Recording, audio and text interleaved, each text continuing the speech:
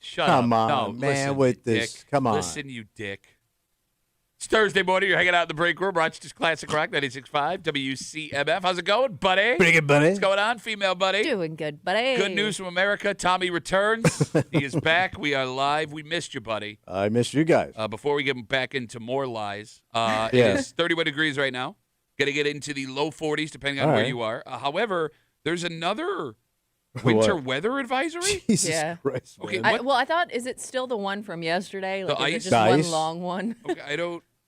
No, it says. Oh, it's a new one. Starts at 4:30 Oh. on Thursday, February 19th, 4:30 a.m. Wait, Right. now? Yeah, but all right. What does it say? There ain't nothing going on. Moderate. Following recent freeze and rain, surfaces have become icy. Actually, okay, yes. If you are getting up right now, your driveway is Yeah. an ice rink. It's a sheet of little ice. slick Yeah. and So crunchy. walk like a penguin. Don't hurt yourself. Yeah. And just be careful. Depending on where you live, Oh, yeah. roads could be no slippery. Yes. So careful with that. Mm. Welcome back, buddy.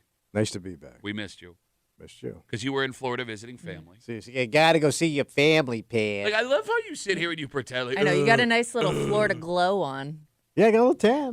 Yeah. My wife is not gonna be happy about that. Well, oh, I know. Yeah. Were you wearing sunscreen? Yes, I did. Yes, I slathered up good. Slattered? I was slathered. Is that like slathering? Yeah, slathered up. And you get to go down. Where in Florida were you? So I was in the West Palm Beach area where my brother was, where I grew up. Yeah. Jupiter, that area. Yeah, where they're all like, "Oh, Tommy's back! Look, it's little Tommy. He's back again." No, everybody's dead. So it's kind of nice. Like, there's somebody to. That's the one thing about getting old. You don't have to visit many people. I mean, it used to be like a ton of people you had to go see. Yeah. Well, you got to go see your aunt. You got to go see your cousin. They're all gone. But you were spending time by the pool, By the pool and the beach, yeah. hanging out at the beach, Yeah. and having fabulous meals with your brother and sister. Yes, and your wife. yeah. Out to dinner, Valentine's night and other nights. Right, his first bitch this morning when he comes in here, I wanted to strangle him. What? Well, because you went out to these, wonderful restaurants. Yeah, in yeah. West Yeah, Palm yeah. Beach, right? So fancy. Yeah, we're very waterfront dining. Yeah. You were saying you had lamb. Oh, I had a lamb shank one night. Oh, What's that? What did that cost you? That lamb shank? didn't cost me squat ass. Really? What is that? Because my squat ass brother picked up the bill. Yes. Wait, so you're upset that he picked up the bill? Yes. He comes in. He goes, "You don't believe this? We're going to dinner first night." Well, first time we got to dinner. Well, you're the guests, right? I mean, you're the visitors, so it makes Well, sense. I like where you're going here with this, but my wife doesn't see it that way. So we go out to dinner with the four of us, and my brother pulls a move and prepays for the meal because it's for that Valentine's Day set price meal. It's yeah, called yeah. prefix. Fixed menu. Pre. Yeah. So Yeah. we get there, and the lady goes, "Oh no, he already took care of it." I'm like, Nice. I said, why? I thought we were splitting the bill here. Well, then you get the next one, though, right? I mean, Yeah, there you go. yeah. So we're gonna go out another night. So that's all taken care of. So we go out another night.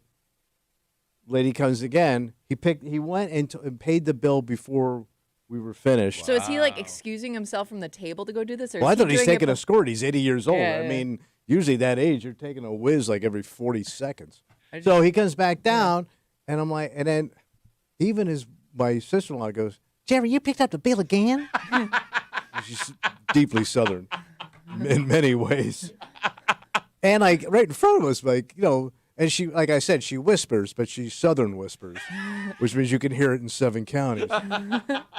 So, yeah. So now, I got to reciprocate. Okay. And then my Yeah, wife yeah, said, "We yeah. got to do something nice." Sure. Yeah.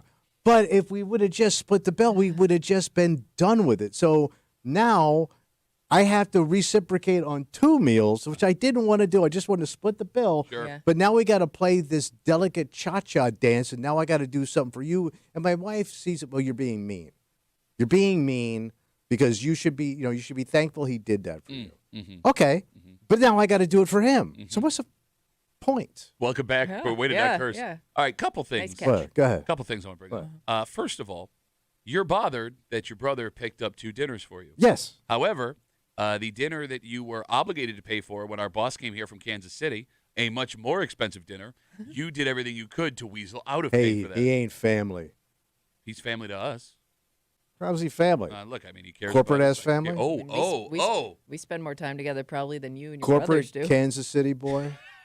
You Been did cutting money all his life. everything you could to weasel out. Yes. You did nothing to say thank you That's to him. different. I said Well, thank Timmy you. and I took him to a Bills game the next day. You were like, "Oh, wow, thanks for the free meal," and you ran away like a little bitch. And it was the opposite conversation the next day where you're like, "Oh yeah, I got free dinner."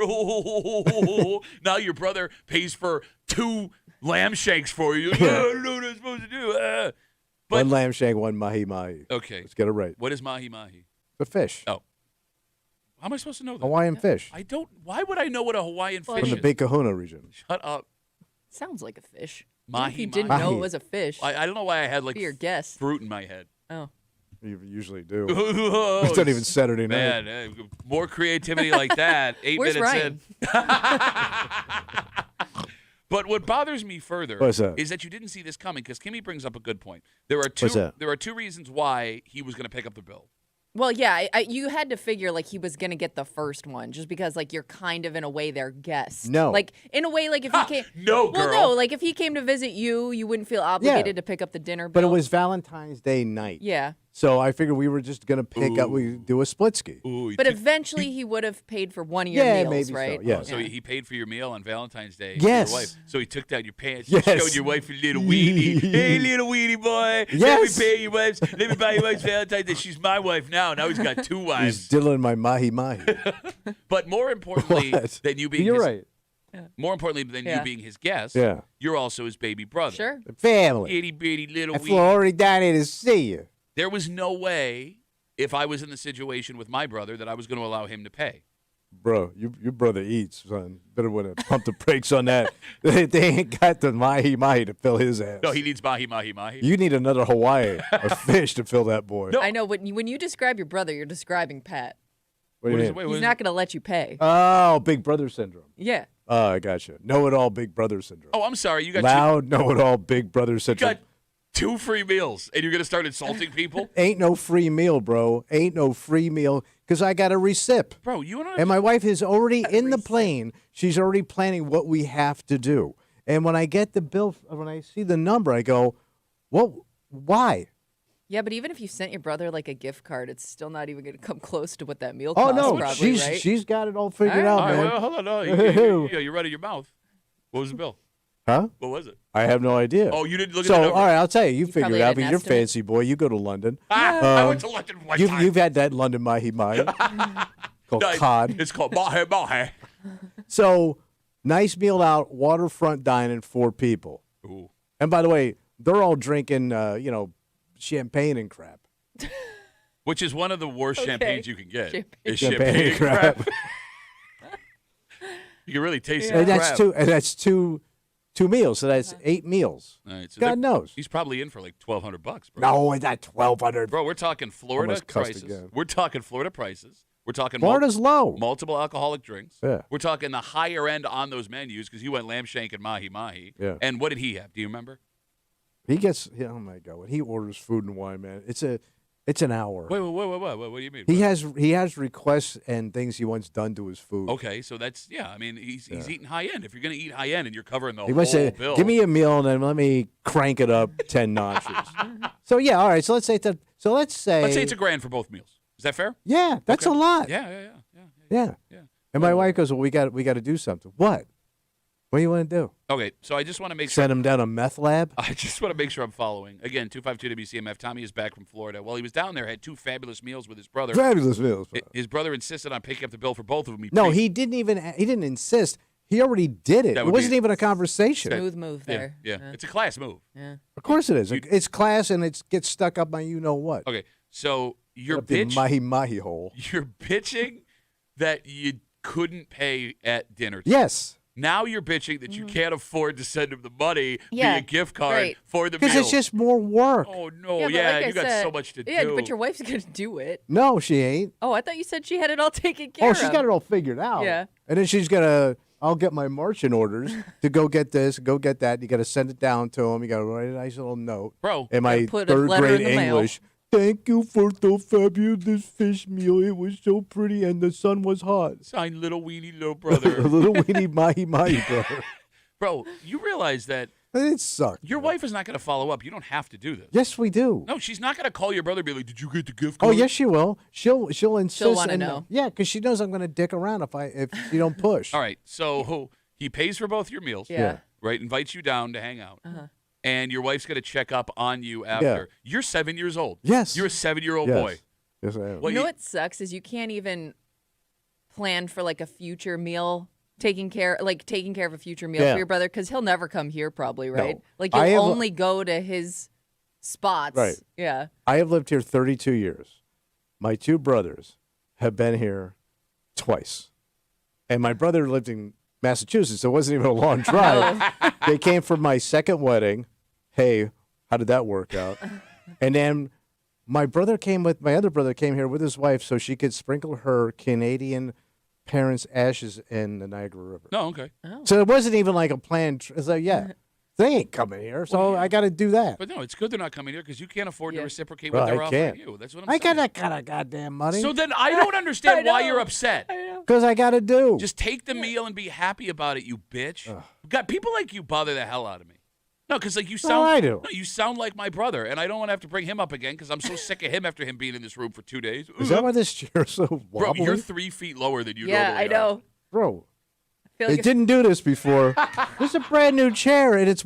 Did he break this goddamn thing? He may have broken the chair. It's funny when he sat in the chair. He was sold out of chair. Oh, I'm sure. Like there was no chair a left. lot to of be sat. momentum in that chair Yeah, every time he moved. He was moving around. Yeah. No, but I'm saying like my brother would do the same thing where it's like, hey, let's go do. Oh, I can't. I don't know. Money. Like, I pick yeah. it up. Oh, I can't believe. You just want to bitch. I can't tell what you'd be more bothered by, the fact that he paid for the meal or if you had to pay for the meal and it was expensive. Like, yeah. I mean, it's still the better option, right? Having him pay and you be upset that he paid rather than no, because you having now to pay and not being able to afford it. It would have been easier to just take the hit at the table and be All right. done with it. Okay. Then now I But got to you go would have come down. in bitching about it. You're drinking a champagne and crap. And by the way, I'm not. I got to pay for frickin'. Okay, he could have picked up his own shit. So what do you want? What'd you say? I don't know. Okay. Yep. Okay. You lost it. I'm telling you, I'm gonna curse too much. All right. Well, we have a dynamite. Keep your finger on the delay. Stay away from your family because they suck.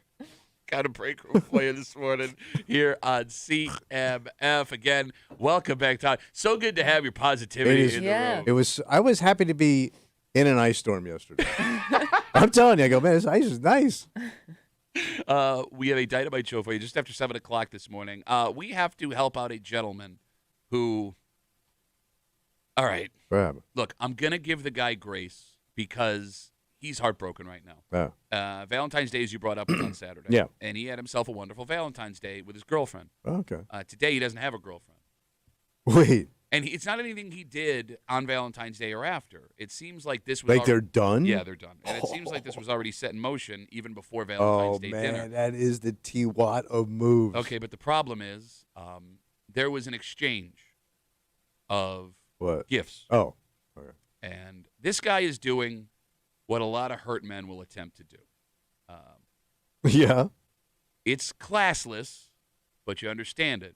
He is now asking us how he can go about getting back what he gave. Gotcha. Okay. Gotcha. Wait, when you say gotcha, like you're okay with this guy's plan? Oh, I mean, it ain't gonna work.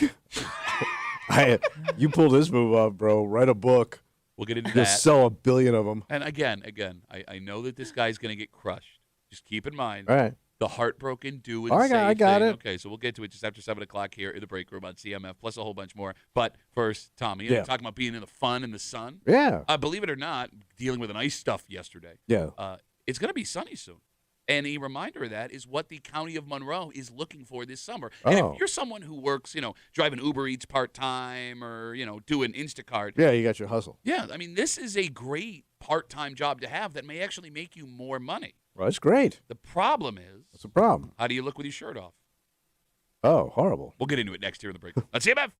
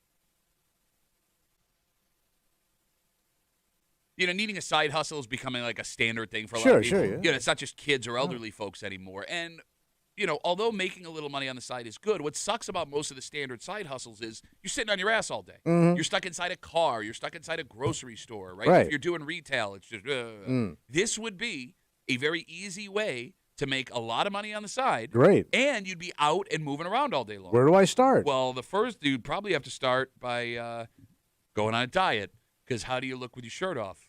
Well, my diet's good, but my body is not. You're hanging out in the break room, Rochester's Classic Rock, 96.5. WCMF, just after 6:45 this morning, we have in front of us a list of the most stolen cars in the state of New York.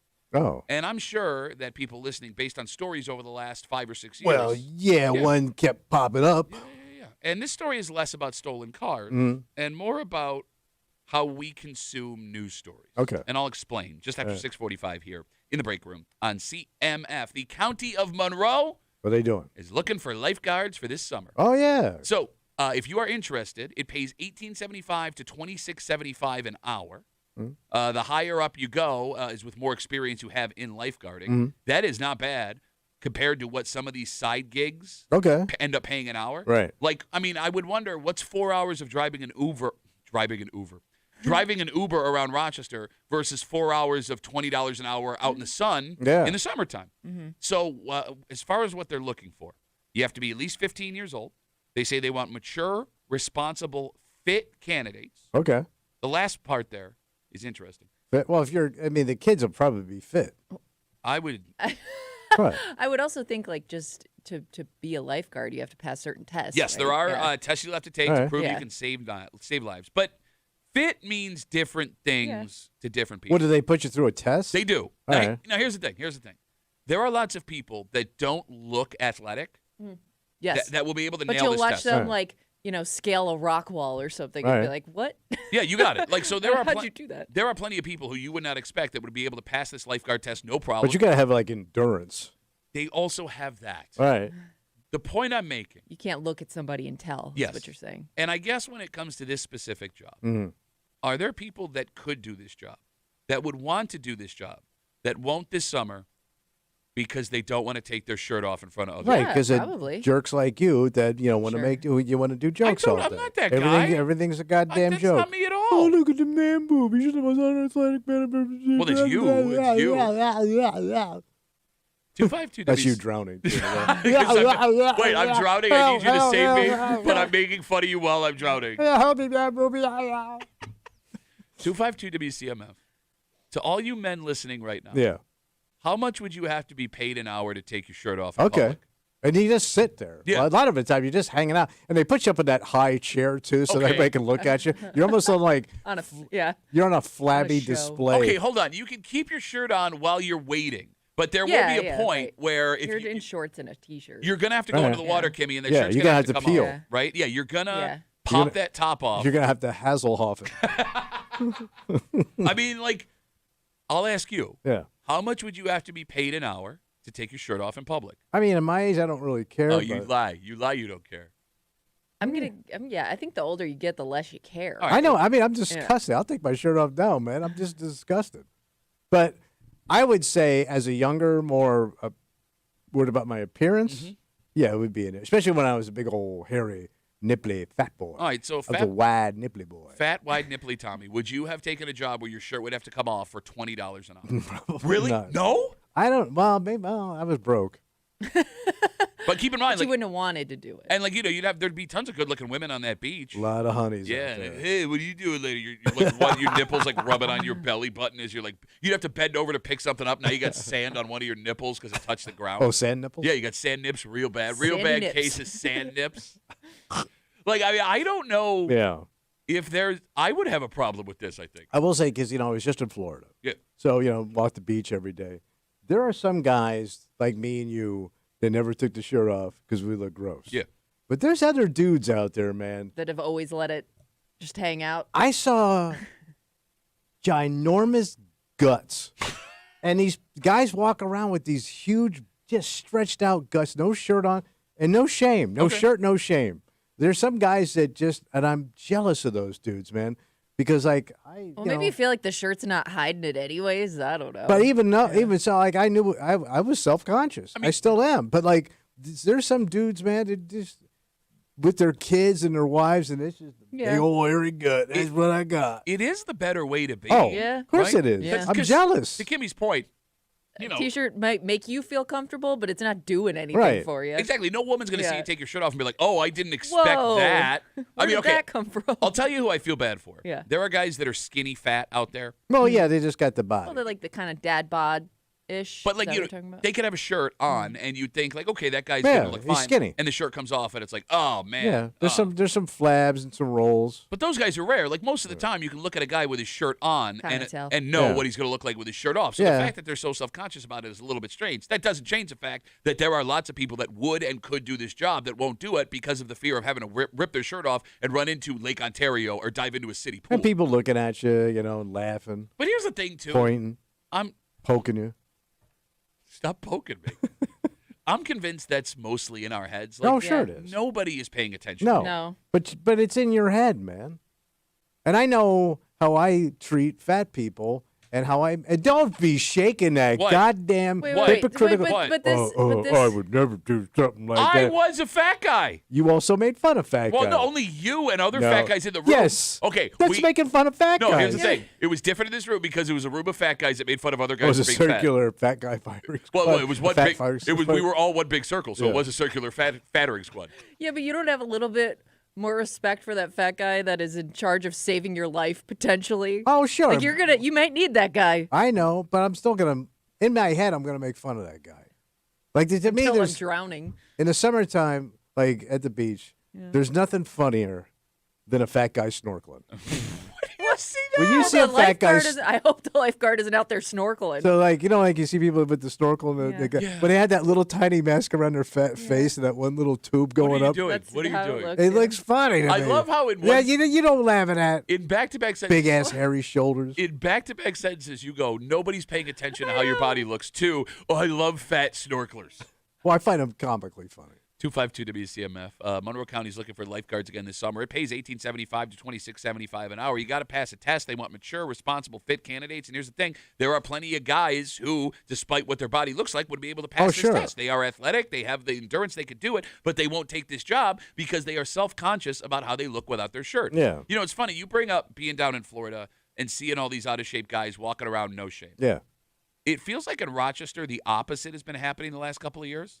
Because I feel like I'm seeing more dad swim shirts than I've ever seen. Yeah, we're Shametown. Like they Well, now. but is it also because like you go for a period of time without being in public without a shirt Right. or even without like being in a t-shirt, and then when the weather warms up and you have to reveal it, you're like, oh God, what happened the last few months? Whereas somewhere like Florida, like you're constantly aware of your body. Maybe you're just more used to it than when you are in the springtime when the shoulders come out. No, I get it. I get what you're saying. I guess the point I'm making is even in Rochester, I've noticed more. Because when I was a kid, like all my dad's buddies, they were a bunch of fat, gross guys. They had no problem taking their shirts off and jumping in the pool. But like now they specifically make, like Nike makes what's called a swim shirt. Yeah, Right. it's like a wet shirt. You got right? it. And every time I go to like a public pool or we're somewhere, half the dads in the pool are Yeah. wearing swim shirts. Yeah. And that was The not shirt a of thing. shame. Like, are guys more self-conscious about their bodies today than they were 30 years ago? I think so. Yeah. Why? Social media. Is that what it is? Yeah, I mean, you're getting bombarded by beautiful people, and you ain't beautiful. You ugly. You wearing a wet shirt. You ugly, wet-shirted boy. I guess. Like you I'm ain't not, saving nobody's ass. I'm not shirt in the pool guy. Like I'll pop Yeah. the top off. Like I'm not a guy who's gonna walk around with no shirt on in my neighborhood, but I'll swim without a shirt. I never thought we'd get to a point where, and you're probably right with the social media stuff, where guys could look at other in shape men on Instagram and be shamed into keeping their shirt on when it's wet. Yeah. Do you think it's would you be more self-conscious though about like the shape you're in or like about being pale and hairy? Like, because I Well, wonder that if don't help either. But I wonder if like that's also what they're covering up. You know what I mean? I'm very- Protecting themselves from the sun. I'm already pale. Nobody wants to see this. I'm both pale and hairy. I'm not self-conscious about Okay. that at all. I am. I'm also blotchy. Yeah, you got weird body hair, man. But no, I'm starting to get like these like blotchy old man spots on my body. What, like you're a Dalmatian? But they're like the skin, like, and even like when I go see your wife, who's a dermatologist, she'll tell me, "Oh, that's just age related." Yeah. But that doesn't Is tell that me. between her throwing up? Yes. She keeps it pale right by the chair. Ah, yeah, it's just age related. Ah! So yeah, like that right now we were on vacation, and I'm like looking at myself, like, man, I got some blotch going on here, man. You all blotching it out? I'm blotching it out, baby. And I even walked with my shirt off on the beach, right? Oh, Well, I wanted to get sun on my back, and no like wonder while I'm walking, Floridians hate New Yorkers. yeah, like I'm walking, and I could literally feel and look down and look at my jiggling hairy boobs as I'm walking on the beach because it's uneven walking, right? So like everything's just like my whole body's A little just breeze through the back hair. it's like sloshing. I'm like a cup of gravy walking down the street, just sloshing around. Yeah, it's funny you bring that up, man. I know, like, I've let myself go a little too far whenever I get out of the shower and I start to dry myself and my boobs jiggle. Yeah, You know what I mean? Mm-hmm. Like, that's when I'm like, all right, got to get back at it. Got to get back after it in the gym. Kick it back up again. I mean, and that is an area that's as you age, you're fighting a lost cause, man. No, I mean, that's. Well, you could even be in shape, but your skin changes. You know what I mean? Oh, it like you get a changes. little saggy. I think that, yeah, and Well, I'm starting to get like that old man, that wrinkly look. Yeah, that's Like, what it's I mean. it's like gator skin. yeah. No, you're like a wet pair of jeans that nobody picked up. Yes. You know what I mean? Yes. And you pick them up 2 weeks later, you're like, no, you're right about man boob. I think the cruelest secret that nobody tells young men What's that? is that if you allow man boob to happen, man boob will live with you forever. Oh, like Oh, yeah. once in your life, Yeah. no 'Cause you're- matter what time of your life it was. Because your Oh, husband, yeah, your husband struggles with this too. Yeah, I mean, he was a chubby kid. Yep. So he was a shirt on in the pool type of kid. Nah, no more. Yeah, pop that baby Oh, off. yeah. Like he even talks Beefcake about daddy. he even talks about a girl once at Seabreeze pointed out his boobs, and it forever like until he was like a teenager he wore a shirt in the pool No, after look, that. I'm And with Kimmy him. was standing right there. All right. This story is about stolen cars, Oh. but this discussion will not be about stolen cars. This discussion is more about how we watch the news, Oh. because everybody will be convinced they know the answer to this question, and I Yeah. would understand that because we were bombarded by this forever and ever and ever. But when it comes to this story, there was never an ending, and it does seem that when good things finally start to happen, that we don't hear about it. Oh. It's scary, scary, scary, scary, scary. Oh, good happened. We're moving on to the next scary thing, and I'll explain everything. All right. Next, here in the break room on CMF.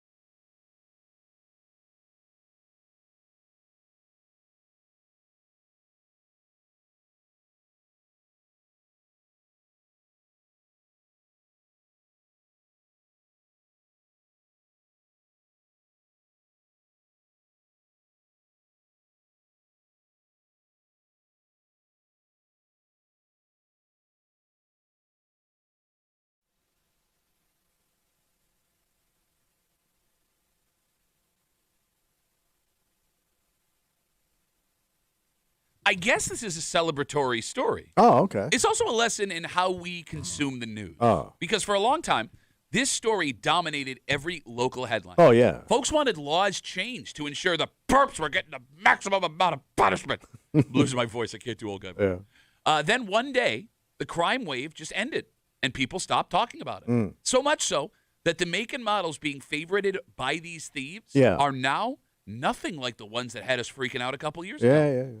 You're hanging out in the break room, Rochester's Classic Rock, 96.5. WCMF, Good News from America. Tommy returns. Nice to be back. He is back from Florida. He has immediately gotten miserable in the first 45 minutes we were doing the show together.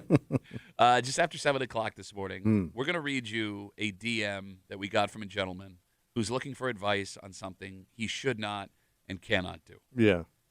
And he's heartbroken, so you understand. Okay. And I feel like it's extra bad because, one, the money he says he spent, and two, when this happened. And I know this guy's going to be easy pickings for criticism, and that's fair. Sure. But we do have to keep in mind, as we tell you this story, that heartbroken men will do and say stupid things. Oh, absolutely. Sure. So be kind. Hey, let's be cool here. No, I'm cool. We'll get to the story Totally cool. just after 7 o'clock here in the break room on CMF. In front of me, Yep. I have a list of the most common makes and models of cars stolen in New York State last year. All right. Now, if we're going to use logic and a little bit of history when it comes to stolen cars, if you had to guess who makes these cars being stolen, who are they? Well, it'd be the number one. The headline was Kia. All right, Kia, and then there was one more, Kimmy. Do you remember? I'm totally blanking. Hyundai. Yeah. Kia's little brother. Yeah. Yep. And if you guessed Kia and Hyundai were the three most common stolen car models in New York State last year, you'd be wrong, bitch. Really? They weren't top three? No, the top three stolen cars in New York last year were all Hondas. The Honda CRV, the Honda Accord, and the Honda Civic. And I can tell you from experience, the Honda is a car worth stealing. Yeah, I saw somebody pulled out with yours. Whatever. So this data is coming from the FBI. All right. And I do have to give you a couple of caveats here when it comes to this story. First off, these cars are not being stolen anywhere near the amount that the Kias and the Hyundais were being stolen a couple years ago. It's Right. like a fraction of what it Yeah, was. well, we ran out of Kias to steal. You got Also, these Hondas being stolen are not necessarily cars that are being broken into and hotwired. These are cars that could have been left running. Okay. These are cars that could have been left with the keys in when the owners just decided to walk away. Well, yeah, that was the thing with Kia. It was so easy to steal. There was like that thing that people figured out you could do, and then it was, the floodgates opened after that. Off to the races. All right. But there's a reason I want to bring this story up. What's that? For all of the years, the 2-3 years that people were obsessing over the Kias and the Hyundais being stolen, and understandably so, we never really got an ending to the Kia Boys story, right? Like that story, Tommy, dominated the news. Yeah, and then it just went away. Exactly. Hundreds of cars were taken. Stories every single night on the news. Crashes all over town. Tommy, we heard people having the same car stolen 3 or 4 times. Yeah. Right. It got so bad How bad was it? that people wanted laws changed to have these teenage hooligans committed crimes locked up for years. And then one day, you turned on the news, and there just weren't stories like that anymore. Yeah. Yeah. There wasn't an official announcement that the car thefts had, decreased. No one wanted to point out when things were getting better because it's not like a sexy news story. We just went back to normal. And we all kind of forgot how upset we all were Yes. when the story didn't exist anymore. And it kind of feels like there might be a lesson here. What's the lesson? Tommy, What do you like? whenever I say something wrong, I want you to tell me. Right. You ready? The angrier that people get about a news story, Yeah. the more you're going to hear about that type of news. Well, I mean, like, they did conversations with people? Everywhere. Yeah. So conversations with people because it'll dominate the news cycle. Yeah, then you're talking to people, your friends, your family. Yeah. The algorithm with your social media sites, your Facebooks, your Twitters, your Instagram, right? Kind of feeds it all. It's like fanning a flame. Exactly. Then you have the news outlets who will do these stories. Yeah, it's nice. They're not dumb. Right. They know which stories get the most engagement online when they post them. They can see which stories get the most passionate comments. So when they see that a story about stolen Kias has a lot of people talking, they're more apt to do another story about stolen Kias. It's not an accident that the stuff that folks want to yell about the most keeps getting done over and over again. It's why we saw so many Kia stories. It's why political news is so dominant right now. It's why it feels like the greater Rochester area is this crime-ridden hellhole, when in reality, it's the safest it's been in our lifetime. Look at that. Right? Most of the time, you're only going to hear how bad it is. This Berkeley brain. It's not that. He was doing an ice rig story the other day. Nicky Rudd. I guess what I'm saying is Yeah. Your boy Catalana. everything he says is bad. I guess what I'm saying is What's that? if you're going to do a story for a long time about how bad something is, Okay. I think it's only fair that when it gets better, you do the story on that But too. nobody wants to Right. hear it. But Yeah, why? 'cause to your point, Everything's good on the streets today. Not that everything's good, but I don't have to worry about my Kia or my Hyundai being stolen like it was 4 years ago. Right, because it was like a certain make and model, right? Like year range that they were being stolen. Yeah. So like obviously these car companies corrected the problem, Well, but there's but you didn't hear about that. Tonight on Channel 8, the streets are safe and the budget is balanced. That's all the news. No clouds. I would love to hear that. I would love to turn on the but, news at but night. you wouldn't want to hear it because it'd be boring as hell. No, it's not. Who cares? The news is supposed to be boring. No, news is supposed to tell me what's actually happening. Bro, like- Well, and but then it- spice it up a little bit You don't have with to some like, music. Da, da, da. You can do the da da da with good news. Da da da. Today, no puppies killed at shelter. to your point, like you don't have to do 10 stories about it being better, but just let us know that things have changed, right? I mean, like, how?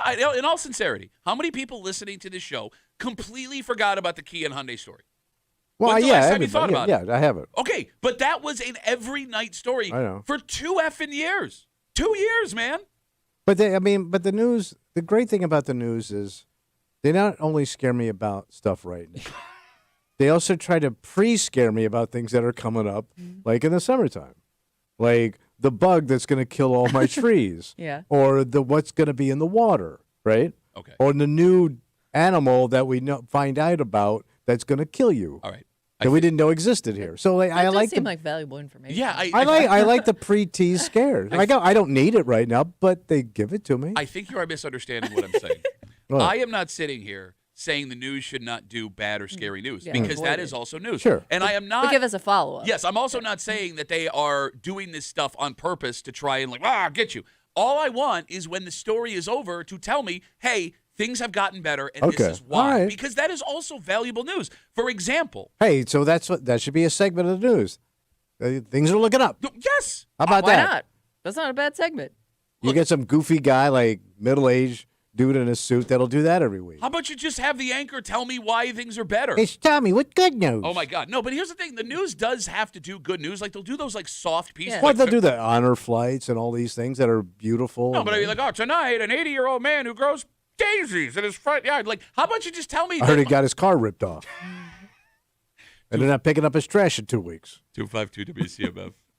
We have in front of us the 3 most stolen cars in New York State last year. None of them were Kias. None of them were Hyundais. They were all Hondas. And it's a reminder that the story that dominated the news cycle for as long as it did, 2-3 years, one day it just kind of ended. And even though it got better, we never heard about it. And I think part of balanced media consumption, Yeah. if you're going to tell me when things are really bad, which you should, that is valuable information, Okay. you should also tell me when things have started to get better. Because here's the thing.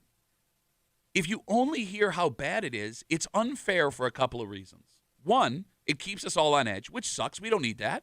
It's too much pressure and stress. It's a very delicate It'll time. kill you. But more importantly, when it comes to the stories that scare or anger people, there are folks that come up with solutions to fix the problem. Okay. With the Kia story, law enforcement came up with ways to help slow down the thefts. There are people in the community that work with youthful offenders that got some of these kids that were arrested on the straight and narrow. We heard about some great programs that ended up being developed because of this. There are folks inventors that came up with technology to make this stuff harder to steal. All of these things contributed to this story going away. Ah. And all of those things deserve a round of applause for the work that was put in to solve the problem. All right. But these people won't get a round of applause because you never do a follow-up about how good it is. I know. Like, for example, we found out 2 weeks ago that the murder rate in the city of Rochester is the lowest it's been in like 20 years, right? Nobody wants to shoot anymore. That happens What?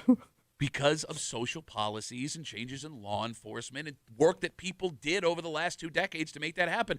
And those people don't get credit, which they should, because when you see Yeah, people, but don't they do that like be a hero guy or be a something? hero. Beer here. Well, You're a like, hero, do have a the- beer. They do that do the right thing or something with a kid, some kid was choking and he, hit him in the back of the head and the grape came out of his mouth or something. Yeah, man, you want to do the be a hero story for a kid, that's fine. Yeah. But what about the folks that were on the ground in the city Busting their ass. making things better for people? All right. Does that person not deserve a little bit of credit for what they did? Man. Absolutely. Should we not hear that this city that was the murder capital of the world, right? You saw that all the time, is not as dangerous as you think it is. That would be nice. No, but you don't want that. You're looking me in Yeah, the face. but Kathy said on Facebook. Thank you. And I know she reads this stuff and she knows. It only takes like one story to circulate that's like embellished or not even true at all for everybody to. It drums up that fear again. Okay, and yes, look, I get that as human beings, we are all apt to fall into that trap. But I think the most important reason What's that? why. Shut up. You should do these. People want it to be true. But I don't get people like you.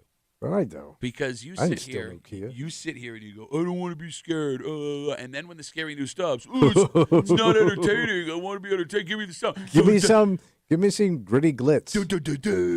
Scary music and big bold letters coming up. Breaking news. Tonight, short white men dragged into sex slavery. Tommy Muley volunteers. More at 11.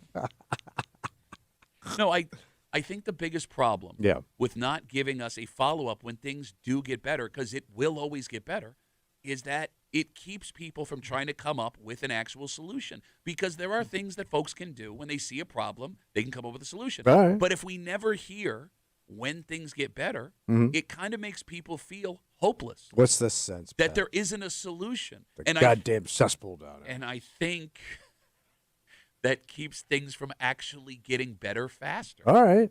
If I feel hopeless, what's the point of even trying? Right? Because you hear that all the time, too. Just lock Wait, everybody up. you read my wedding vows? I mean, we all need hope, don't we? Yeah, Do we not? Yeah. Okay, I get you're going to die soon and everything about you is hopeless. That's fine. Yeah, I'm out of here. Right? But for everybody else in society, like, Kimmy, you want to Boy, hope? it's your generation. You got to fix it. No, what do you mean, fix it? You're the greatest generation, according to you. We gave you all those beautiful stuff. What'd you give me? Free porn. Yeah, you tried to give me a bunch of sex diseases that you're picking up from skanks in Florida, spreading it around Rochester. Gross. And you didn't invent free porn. We supported it. Okay. No, you didn't. Yes, Your we generation did. right now. Do you know how much money I spent on porn back in the day to keep it around? Your generation is the one trying to outlaw pornography at Do the you know moment. there's a plaque with my name on it in Van Nuys, No, California? it's a right bunch now? of plaque from you watching porn in Van Nuys, California right now. I don't know, man. Like, just I don't know why it's such like a controversial statement to say, I want to know when things are getting better. I want to know when the work that people are putting in is paying off. I want to pat on the back the folks that worked to bring down the murder rate in the city of Rochester and stop these Kias and Hyundais from being stolen and are finding ways to get kids food that need it and families that are, struggling to pay for heat, ways to get all that done. That's all good stuff. It's great stuff. I hate you. What? I hate you. I just don't want to watch it. Why? I don't know. There's nothing going on, really. You don't feel good. He wants to be entertained. And Happy ain't entertaining. Happy is very entertaining. When? Do you not have a soul? Oh. Like, Yeah, I mean, everybody's been watching the Olympics, right? For instance, and like all they run is like feel good stories. Like that's what everybody looks forward to, finding out about the cool backstories of these athletes, right? I just find But sometimes those are kind of tragic too, though. Well, they are. But there's always like an uplifting end He was raised to in it. poverty. But he got himself out of it. Right. Yeah. But you got to get the bad before you get to the good. Okay. Yes, and this is what I'm talking about. There is bad. There was a bad story. So give me the good when the bad story is over. Okay. All right. There you go. Oh my God. Let's take a break. This is all bad. Whatever. All of this is bad. What happened to this guy is bad. What he wants to do is bad, and it makes it's badder. It makes him look so bad. Yeah. And I don't know. How old is this dude? I don't have an age. I can tell you what I think he is. Okay. And we'll get into that in a second. Look, he's younger. He's a younger All kid. right, Look, okay. it all lines up. We've right? all been there. But here's the thing. There are going to be guys listening to this show right now, even though you and I seem to be on the same page, that hear his story and go, he should get what he wants. But we've known guys that have tried this, man. Is it wrong to take a swing? I mean, look, he did kind of get screwed here. Not in a good way. I got you. This gentleman had a great Valentine's Day and a terrible week after. What a move. And he's in the hole a couple of $100. Oh. And he feels like he has been bamboozled. Yeah. Hoodwinked. And we'll get into the story next here in the break room on CMF.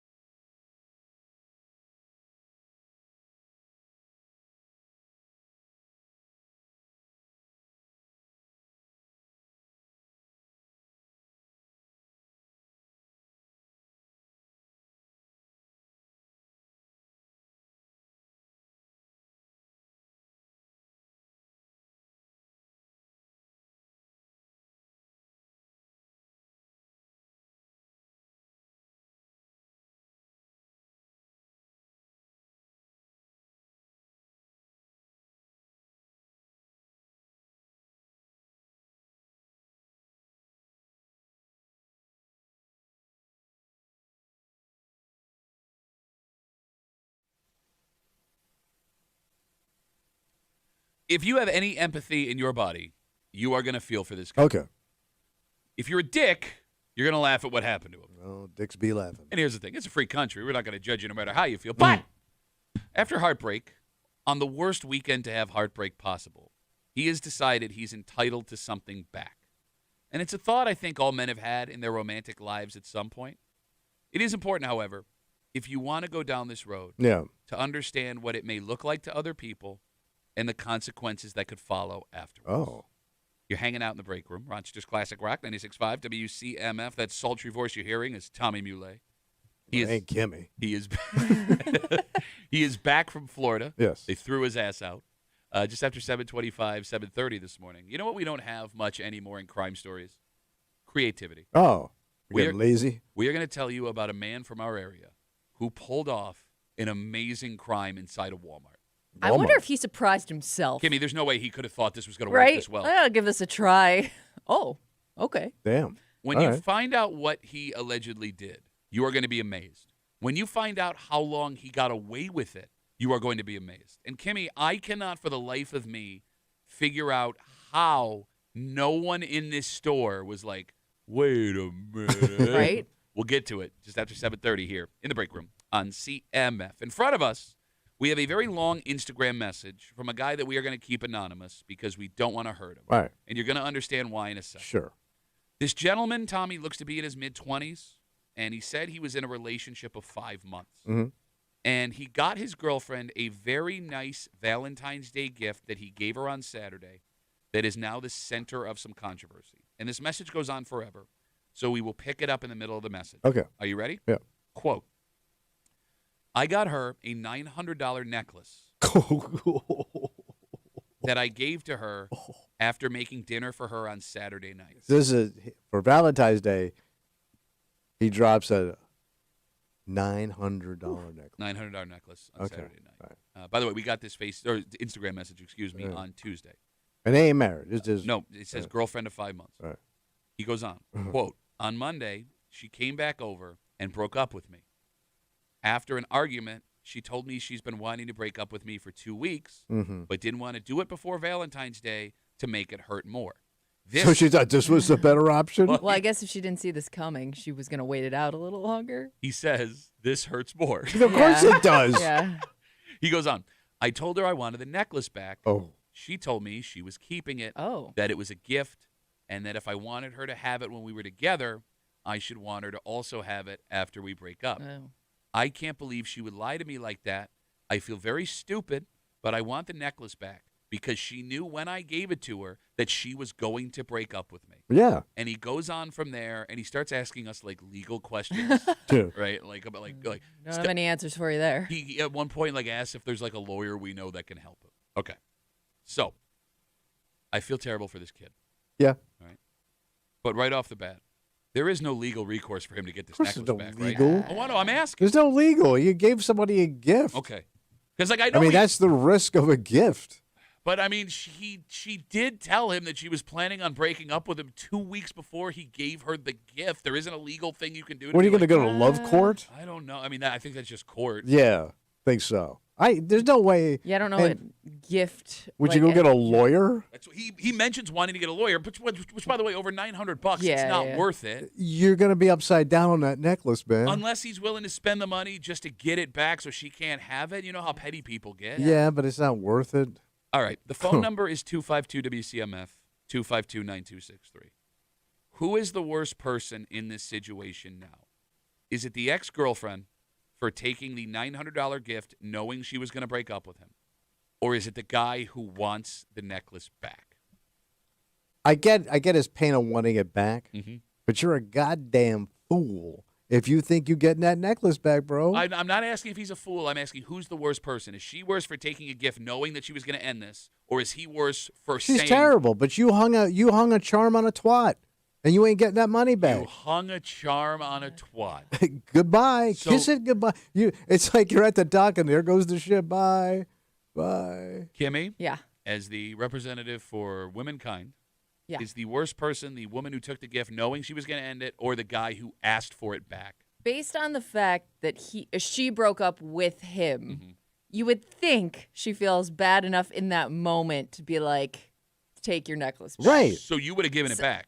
Yeah. Oh, yeah, especially then. Like, you wouldn't feel like that guilt. You wouldn't be overcome with guilt of this whole, like, I'm telling you this on Valentine's Day. But this is a common Day story. after, it was Monday. This is a Yeah. common ass story, man. Well, I kind of could understand if she was petty enough to keep it because he broke up with her. Okay. It's the fact that she broke up with him that I Yes. think makes it worse and makes her the bigger dick. like you take the gift and then you bail, fully knowing Yeah. you're just playing the guy. Yeah.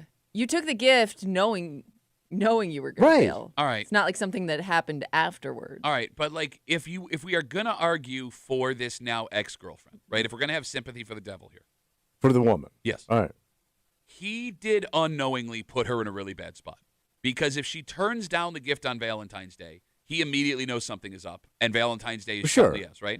I also get her logic about not wanting to dump him right before a significantly romantic holiday. Like, think about how devastating it would be for a guy to, Well, I'm going to kick you in the nuts on Tuesday. I get that it wouldn't be an easy situation for her, which is why I would think to make it easier for her, she would just give the necklace back. Right. Okay, but all right, it's easy to say when you don't have something worth $900 I in your guess. hand. I get it, man. No, you don't get it because But how would you even? I wouldn't even want to wear it. Maybe- Are you just keeping it because it's valuable? Because I She's a couldn't- gold digger. I couldn't see myself wearing the jewelry of an ex I just broke up with. maybe she's gonna go get a couple $100 I for it. guess. I mean, Yes. and maybe it looks really nice on her. I don't know. Yeah. Like, I mean, bro, if a woman gave you a $900 gift and She then blind? asked for it back, you would not give it back. Yes, I would. Look at me. Oh, $900. Huh? Pretty nice. I think both of us have examples in I our think I past. could probably get $600 for it at a pawn shop. Yeah, but I'm a piece of crap. No, but I mean, it's not against the law to be a piece of crap. That is true. Right? That is true. I mean, but every guy has this story to some degree. All of us do. Yeah. You know? And we never learn our lesson. I mean, to your point, but again, like he looks Well, like a kid. He looks like he's in his I 20s. get So it. this might be the first. This time is This is a learning moment. And here's the greatest thing though. None of us ever learned this moment. It's a wasted moment, man, because we fall for it. Well, I mean, okay, you're blaming him more for giving the gift, Sounds like it. right? Not Yeah. I wanting mean, it back. and by the way, to put some of it on him. I mean, there might have been flags in that relationship he was not paying attention to. That's not fair. That is not fair. You're Yes, it saying is. like the signs were obvious and Yeah, and he still didn't. did it And he was, anyways? he had boner vision, It's possible, but we don't know which they that. can fix now Boner vision. through laser. I think that Yeah. doesn't that cause blindness? You can only do it twice. Yes, but Ow! you fall for a chick and you're not paying attention. You're not seeing the flashing lights going off, and next thing you know, she's gone. All right, but again, let's talk about every relationship we've ever been in. I understand. Most of our relationships are flashing lights, even with the women that we're with now, our wives who we love very much. I can't sit here and be like, it's nothing but smooth sailing. Like I understand every relationship has red flags, and usually you figure out can you live with these red flags or not, Okay, right? yeah. But those are the ones you're paying attention to. There might be other ones you ain't paying attention to until it hits you in the face.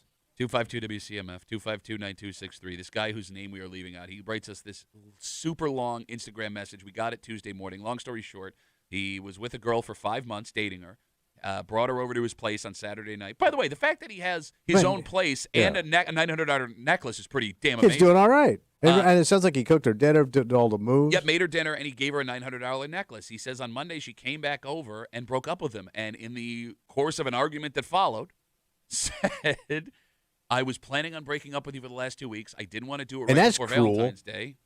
To tell the guy. But I mean, again, it says in the course of an argument, he could have just been like, All right. I don't know what the argument's like. All right. Long story short, he says he wants a necklace back, and she says no. And her quote was, this is from the Instagram message. So she told me if she was keeping it, she told me she was keeping it, that it was a gift. If I wanted her to have it when we were together, I should want her to have it after we break up. He then asked about finding a lawyer, 252 WCMF. So it's funny, you're both kind of wishy-washy here. Because I asked who's the bigger dick, and neither of you. I said her. So she's the still, bigger for dick. keeping I it, called her yeah. a twat. Okay. What do you want from me? So this guy, but you I'm also, using some of just- my meanest language but here. you also start blaming him. Well, I mean, if we're going to look at the whole story here, yeah, I mean, look at it both sides. I would say she's the culprit. Okay. I just don't get I can't understand the logic of wanting to keep that in that moment, especially. All right, 252 WCMF. Let's talk to Brad. Hey, Brad, how are you, buddy? Morning, Duffy. I have two things. Oh. First of all, she's the bigger dick for keeping it. But second of all, what kind of 20-year-old has $900 to spend on Valentine's It's called a Day? credit card. I mean, yeah, man, I can't sit here and say I didn't ridiculously overspend on women. Yeah, he could go deep into plastic and pull it off. At 20 years old, you had $900 extra to spend on Valentine's Day? No, Probably not. I didn't have it, but I was maxing out credit card. I mean, look, there was a point, Brad, where yeah. I was spending money so poorly I wasn't legally allowed to use banks. And by the way, the kid, I would maybe put him at 25 to 27. So he's not like 20. Okay. Either way, like $900 at that age on Valentine's Day is kind of ridiculous if you ask me. All right, Brad, how old are you, buddy? I'll be 40 in September, and I've never spent probably more than $150 on Valentine's Day. What's the most outside of an engagement ring you've ever spent on a gift for a woman? Maybe $300. Do you remember what it was? What was it? I don't remember what it was. I've been married almost 20 years, dude. I can't remember that crap. I got 4 kids. Chintz asked Brad over here, $300. Love me forever. I love you. Yep. Here's $300. Wait, he gave her 4 kids. And we also both have jobs that when we want something, we usually buy it. So there's not anything that's like, hey, this is really expensive and I want it for Christmas, because she probably already has it. All right, Brad, it's easy as a guy our age to sit back and be like, you're dumb. But how do you not remember what you were willing to do for what you believed was premium tail, or you were legitimately in love with this chick? Well, I am literally in love with this chick. I've been married almost 20 years It's to different. her. You said it yourself. It's all right, Brad. We're not going to agree, but thank you for the call, buddy. Have a good rest of the day. Yeah, everybody has fallen for some prime cut poontang where you just went over the edge. Every guy has. Isn't that what you got at dinner the other night that your brother paid for? Did we get the prime cut poon? Aged 27 years. I'm sorry, did he say in the message that does she know what it's worth? Yeah, I would imagine he told her. Oh, okay. He says $900 like 17 times in his All right, DM. all right. So I mean, I'm sure it jumped when she opened up the box, man. But, it's glitz. it jumped. What jumped on her? The glitz, the shot. Oh, I thought you meant like something on her body jumped. Oh, I don't know. Just making sure you understood how female anatomy works. I know how it works. I don't man. think you do, though. It jumps. Does he look like a bitch asking for it back? At this point, I guess it's once you've like taken it to this point, like you have to follow through, right? Okay, I guess what I'm asking is. Does he look like a bitch for asking for it back? Yes. Yeah. Yes. Okay. Is he right in asking for it back? Yes. You're never gonna get it back. No guy ever gets it back. And if you get it back, you're gonna pay. Well, how are you going to pay? She's gonna make your life miserable, bro. Well, but you've broken up with her. Yeah. What if you run around with the same group of friends? Okay, that's another concern Yeah. I would have asking for it back. Yeah. Yeah, like you're going to look like a chintz ass. Yeah, and you're gonna get lit up on both sides for it because nobody's gonna have your back at that point. Okay. Yeah.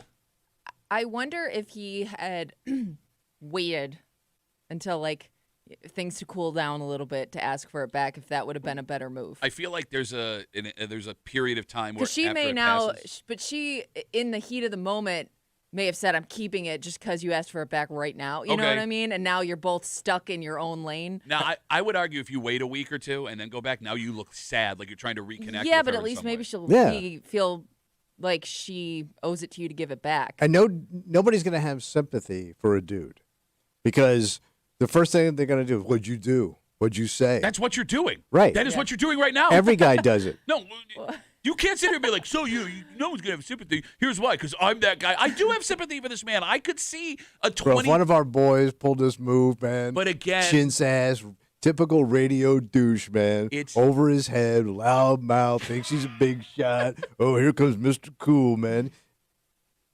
252 Dumb MF. 252 WCMF, a $900 necklace he wants back. Kevin's on CMF. Hey, Kevin, how are you, buddy? What's up, guys? What up? He's a bitch. Okay. If you give a girl a gift, you can't ask for it back, number one. Number two, if you're with her for 5 months, what are you doing spending $900? All right. It does I seem hate you, like man. a I hate high you. price to I pay, hate- yeah. Come on, Kevin. He's a kid. He's a baby boy. Give him a break. We've all made dumb moves. We've all made dumb moves, but that's like, I've done some really dumb stuff, man, but that's just common sense right there. Okay. Bro, I didn't have any common sense at 20. All right, You don't have any common sense now. Thank you. Kevin, how old are you, bud? I just turned 40. All right, you How got many kids you got? None. Can't afford This them. is smart, Kevin. He spent $900 on so many necklaces, can't afford kids these days. Are you married, Kevin? Nope. All right. So Double smart. Are you dating anybody?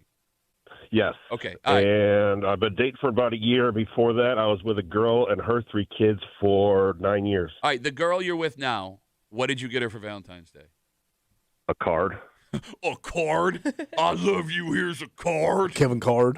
Okay, so if Sorry, you've been Kevin. with her a year, at what point in a relationship would you start spending maybe not that kind of money, but a decent amount of money? I'd have to be married for a little bit to spend hundreds and hundreds of dollars. Wait, but Brad's I don't argument a care second who ago you, was, if I'm married, I don't have to spend that money. $900 is a lot of money. No, yes, I agree with you. I agree. I wouldn't spend $900 on one thing for my wife right now. Shu, you've never showered a woman with any kind of gifts.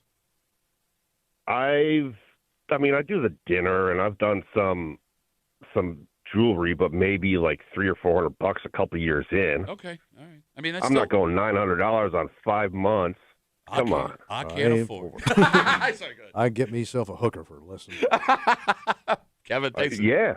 No, Kevin, that point. no, shut up, Kevin. Thanks for the call, buddy. Have a good rest of the day. Yeah, hookers. hooker. Yeah. Oh, yeah, let's do a hooker. No, I mean, going back to the whole, Yeah. I think it comes down to $900 cash, which is a lot of money, Yeah. versus having the upper hand when it's all over. Like, $900 is a lot of money, especially Right. for a guy that maybe 25, 26, 27. But, like, to be able to take that breakup and just let her walk with that necklace, I think means more in the long run. Like, To just let it go. it's like when, like in like World War I or II, like when a guy went to the firing squad with a smile on his face. Yeah. Like, this is going to happen no matter what.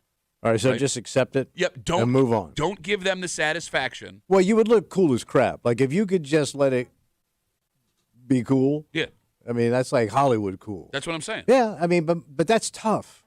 That's a tough nut to swallow, man. Yeah, but again, you're not getting it back anyway. Right, but it's always going to haunt you. That's the other part. Like it's always going to haunt you that she played you, she kept the upper hand, Yeah. and she walked away with the goods. Okay, but that's just it.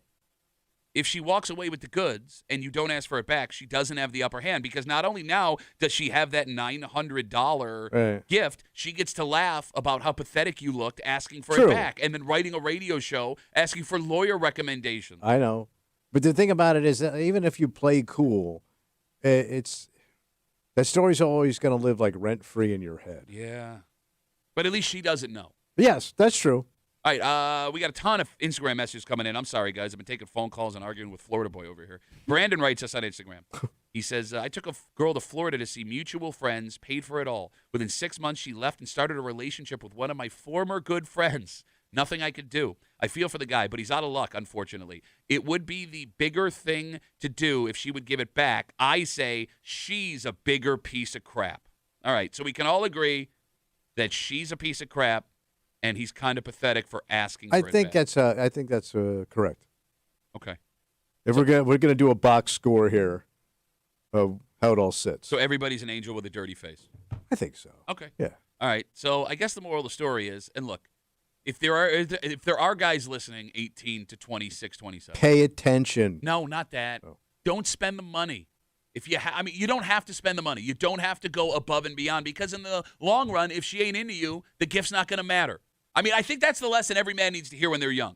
Yes. Because there's this idea. Don't expect to get it back. Well, no, I mean, Kimmy, there's this idea, I think, for young guys that if you spend a lot of money on a woman, she will fall head over heels in love with you, and there will be nothing that you can do that will break that off. And that's wrong.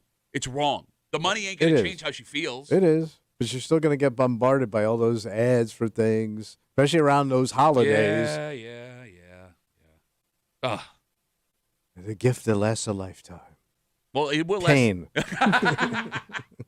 right, well, maybe this guy needs a new source of income. All right, what do you do? Well, we could hook up this guy with the guy we're going to talk about in this next story All right. because we've had a lack of creativity in crime stories recently here in the break room. Same old, same old. Yeah. This is not a same old story. In fact, I would argue if this guy was not into crime based Yeah. on the allegations, he would have success like running a business. Damn. Because the confidence he had to have to pull this off, the plan he had to put together for this to perfectly go the way it did, and the amount of time he was able to get away with this before he was arrested last week is insane. Wow. Kimmy, what I can't figure out is how nobody in this store while he was committing this alleged crime was like, whoa. They thought it was a little strange. Second guess maybe one thing. We'll tell you the story. Right. Next, here at the break room on CMF.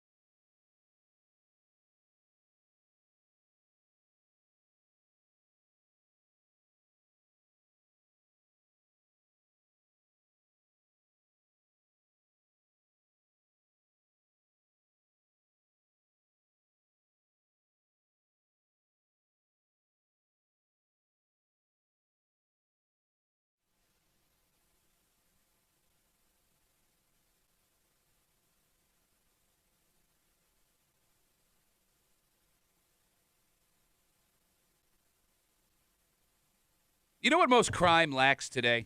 What's that? Innovation and creativity. Yeah. Anyone can pretend to be the electric company on the phone. It doesn't take much to carjack someone. Yeah. But this alleged criminal, oh, buddy, Really? we need to figure out how, if the allegations are true, of course, he managed to pull this deception off in a business full of people who had no idea who he was. Oh. You're hanging out in the break room. Rochester's Classic Rock 96.5. WCMF just after 7:45. It is a big day for Rochester Olympians. Oh, what's going on? Count them, two folks from the greater Rochester area are competing for gold medals this morning. Wow. And you know what the best part about Olympic sports is, and really day sports in general? Drinking. And we'll get to it Okay. just after 7:45 here in the break room on CMF. The voice you're hearing, Mr. Tommy Muley. He is back. Rochester is disappointed. I'm ready to drink. So is everyone listening. This story we have in front of us comes from Macedon. Police have arrested a 32-year-old man after a crime he committed, according to authorities, 3 years ago. Wait, 3 years ago? And we'll get to that more in a sec. Damn. Police say he stole iPhones from a Walmart, but it is the amount of iPhones he allegedly took. Are you ready for this? Yeah. Police say he stole $51,000 worth of iPhones from the Macedon Walmart. He got 4 phones? That is over 60 phones. That's a case Yes. of Yeah. phones. Yep. But this was not a smash and grab off a truck. Yeah. This wasn't a, Breaking and entering. Exactly. How'd he get them? Authorities say this man impersonated an employee and gained access to the store's master key. They say they have him on. Wait, he posed as an employee Yep. and they handed him the key? Yep. Yep. And then that's it. Somebody Yep. did. They have him on camera. Keys to the kingdom, man. They say they have him on camera going through a storage container full of phones. He was arrested last week, 3 years after the initial crime, Oh, my God. in a traffic stop. He is in a hell of a lot of trouble. He has a court date this coming up. Yeah. Now, crime is bad, obviously. Yeah. But it is nice to see some old-fashioned creative crime Yeah. back in the news. Well, the that. fact that he could impersonate an employee to that extent, where they hand you the key, like they don't ask any questions. I'm honestly wondering if it wasn't as difficult as we think. Like, I wonder if he went into it thinking, let's see how far I can get. Okay. And But then, you got to have the and nerves then- to pull that off. And then as he was getting there, it was like, okay, just step one, check. So he was Step going two. back, though, right? Like he didn't pull this off in one case. No, This it's is one shot. One stop. Oh, this is one shot he One did? shot, he Okay. nailed it. All right, let's talk this out. 'cause Act like you've been here. We got to figure out, Kimmy, how he did this, right? Well, first of all, the confidence you brought up. Oh, yeah. The confidence you would have to pull this off. Yeah, is nerves. Walk in there and say, I'm an employee. Okay, let's walk through this, right? Yeah. Right? Like you would have to walk in the store chin up. You would have to talk to multiple people with enough pizzazz Yeah. where they would believe you were supposed to be there. Yeah, And not, sell it. Not just supposed to be there, Tommy. Like you said, they handed you the keys to the Right. kingdom. One nervous word. One flub Thank of you. like store policy or something that you don't understand. Tommy, a single phone call from a suspicious employee would have blown all of this up. And then, after all of that, he had the confidence to get out the front door with 60 iPhones. 60 iPhones. And this was 3 years ago. 3 Yeah. years ago. And for that Just- long, he was yeah. on a run. on the run. He was arrested after a traffic and stop. I mean, this week. I don't know the story, Mhm. but I'm guessing if he did it here once, That would be my guess, too, right? he would have hit other joints. Like this might be the only ones we know about. But here's the thing: it sounds like the traffic stop was local. That the theft was in Macedon. So, I mean, how many times could you do this locally where it wouldn't be a story we'd have heard about in the Yeah. news? I mean, just thinking about it, though, it would be hard not to try again. It worked? If it worked the first time for you. But- I mean, maybe we don't know a lot of, like, criminal stories where, like, that's it, I'm good. I did it once, and I'm all set. All right, but here's the thing. We've also talked about plenty of times in the past Yeah. how the smartest criminals don't get greedy. And this Yeah, guy is yeah. obviously smart, being able to Yeah. pull this off. Yeah. Maybe he had the self-control to say, I got $51,000 out of this. God I mean, damn. he was on the run for 3 years. Yeah. 3 years. All right. The phone number is 252-WCMF, 252-9263. With this man, 32 years old, who police say at the Macedon Walmart managed to impersonate an employee, walk in, get a master key to where the iPhones were, and walk out with $50,000 worth of iPhones. How did he manage to convince the employees of this Walmart that he worked there? What do you say where nobody questions you and you Well- have no official capacity being there? Is it a job where there's a lot of turnover? So if there's a lot of employees, maybe you're working with a lot of different people Okay. quite often. So to see a new face wouldn't be an immediate red Yeah, but flag. would you hand a key to a new face to go unlock something valuable? Well, That's the do key we know to it, if right? somebody handed him the key or if they just told him where it was? But I mean, this kid It's- ain't mopping floors, Yeah. man. I mean, you're going here. Here's the key to this valuable stuff. We've all worked in retail, right? Right? There are plenty. Like when I worked at Kaufman's, I wasn't allowed like where the money was. Right. When I worked at Wegmans, I wasn't allowed like where the expensive cheese Right. was. You Yeah. know what I mean? Like there's barriers for most employees. Right. This guy having And they knew you, yes, right? And yes. your ass ain't going. You're allowed to be working here. Exactly. This guy doesn't even exist technically. What are we missing here? 252 WCMF 252-9263. Folks that have worked at Walmart, folks that have worked in cons before. What was this guy able to do where there was no suspicion in the moment? I've never purchased a phone from Walmart, but like if you go to like the electronics area Yeah. and like let's say you want one of the iPhones, do they have to go in the back to get it? I believe so. They even have to do that at the Verizon store. So then I wonder if he just simply said a customer's asking about this iPhone. You know what I mean? Like, I got to go in the back and get it. If it was something as simple as that. Okay, but also I don't know who you are. I've never seen you before. Right. Right, but my point is, like, there could be, like, new people in there all the time working. But you'd and have if to you be dressed like you work there. Like Probably there's a look was. to somebody that works at a joint like that, right? So you would I also would have guess, to have like, that outfit on. I would guess you showed up in the outfit.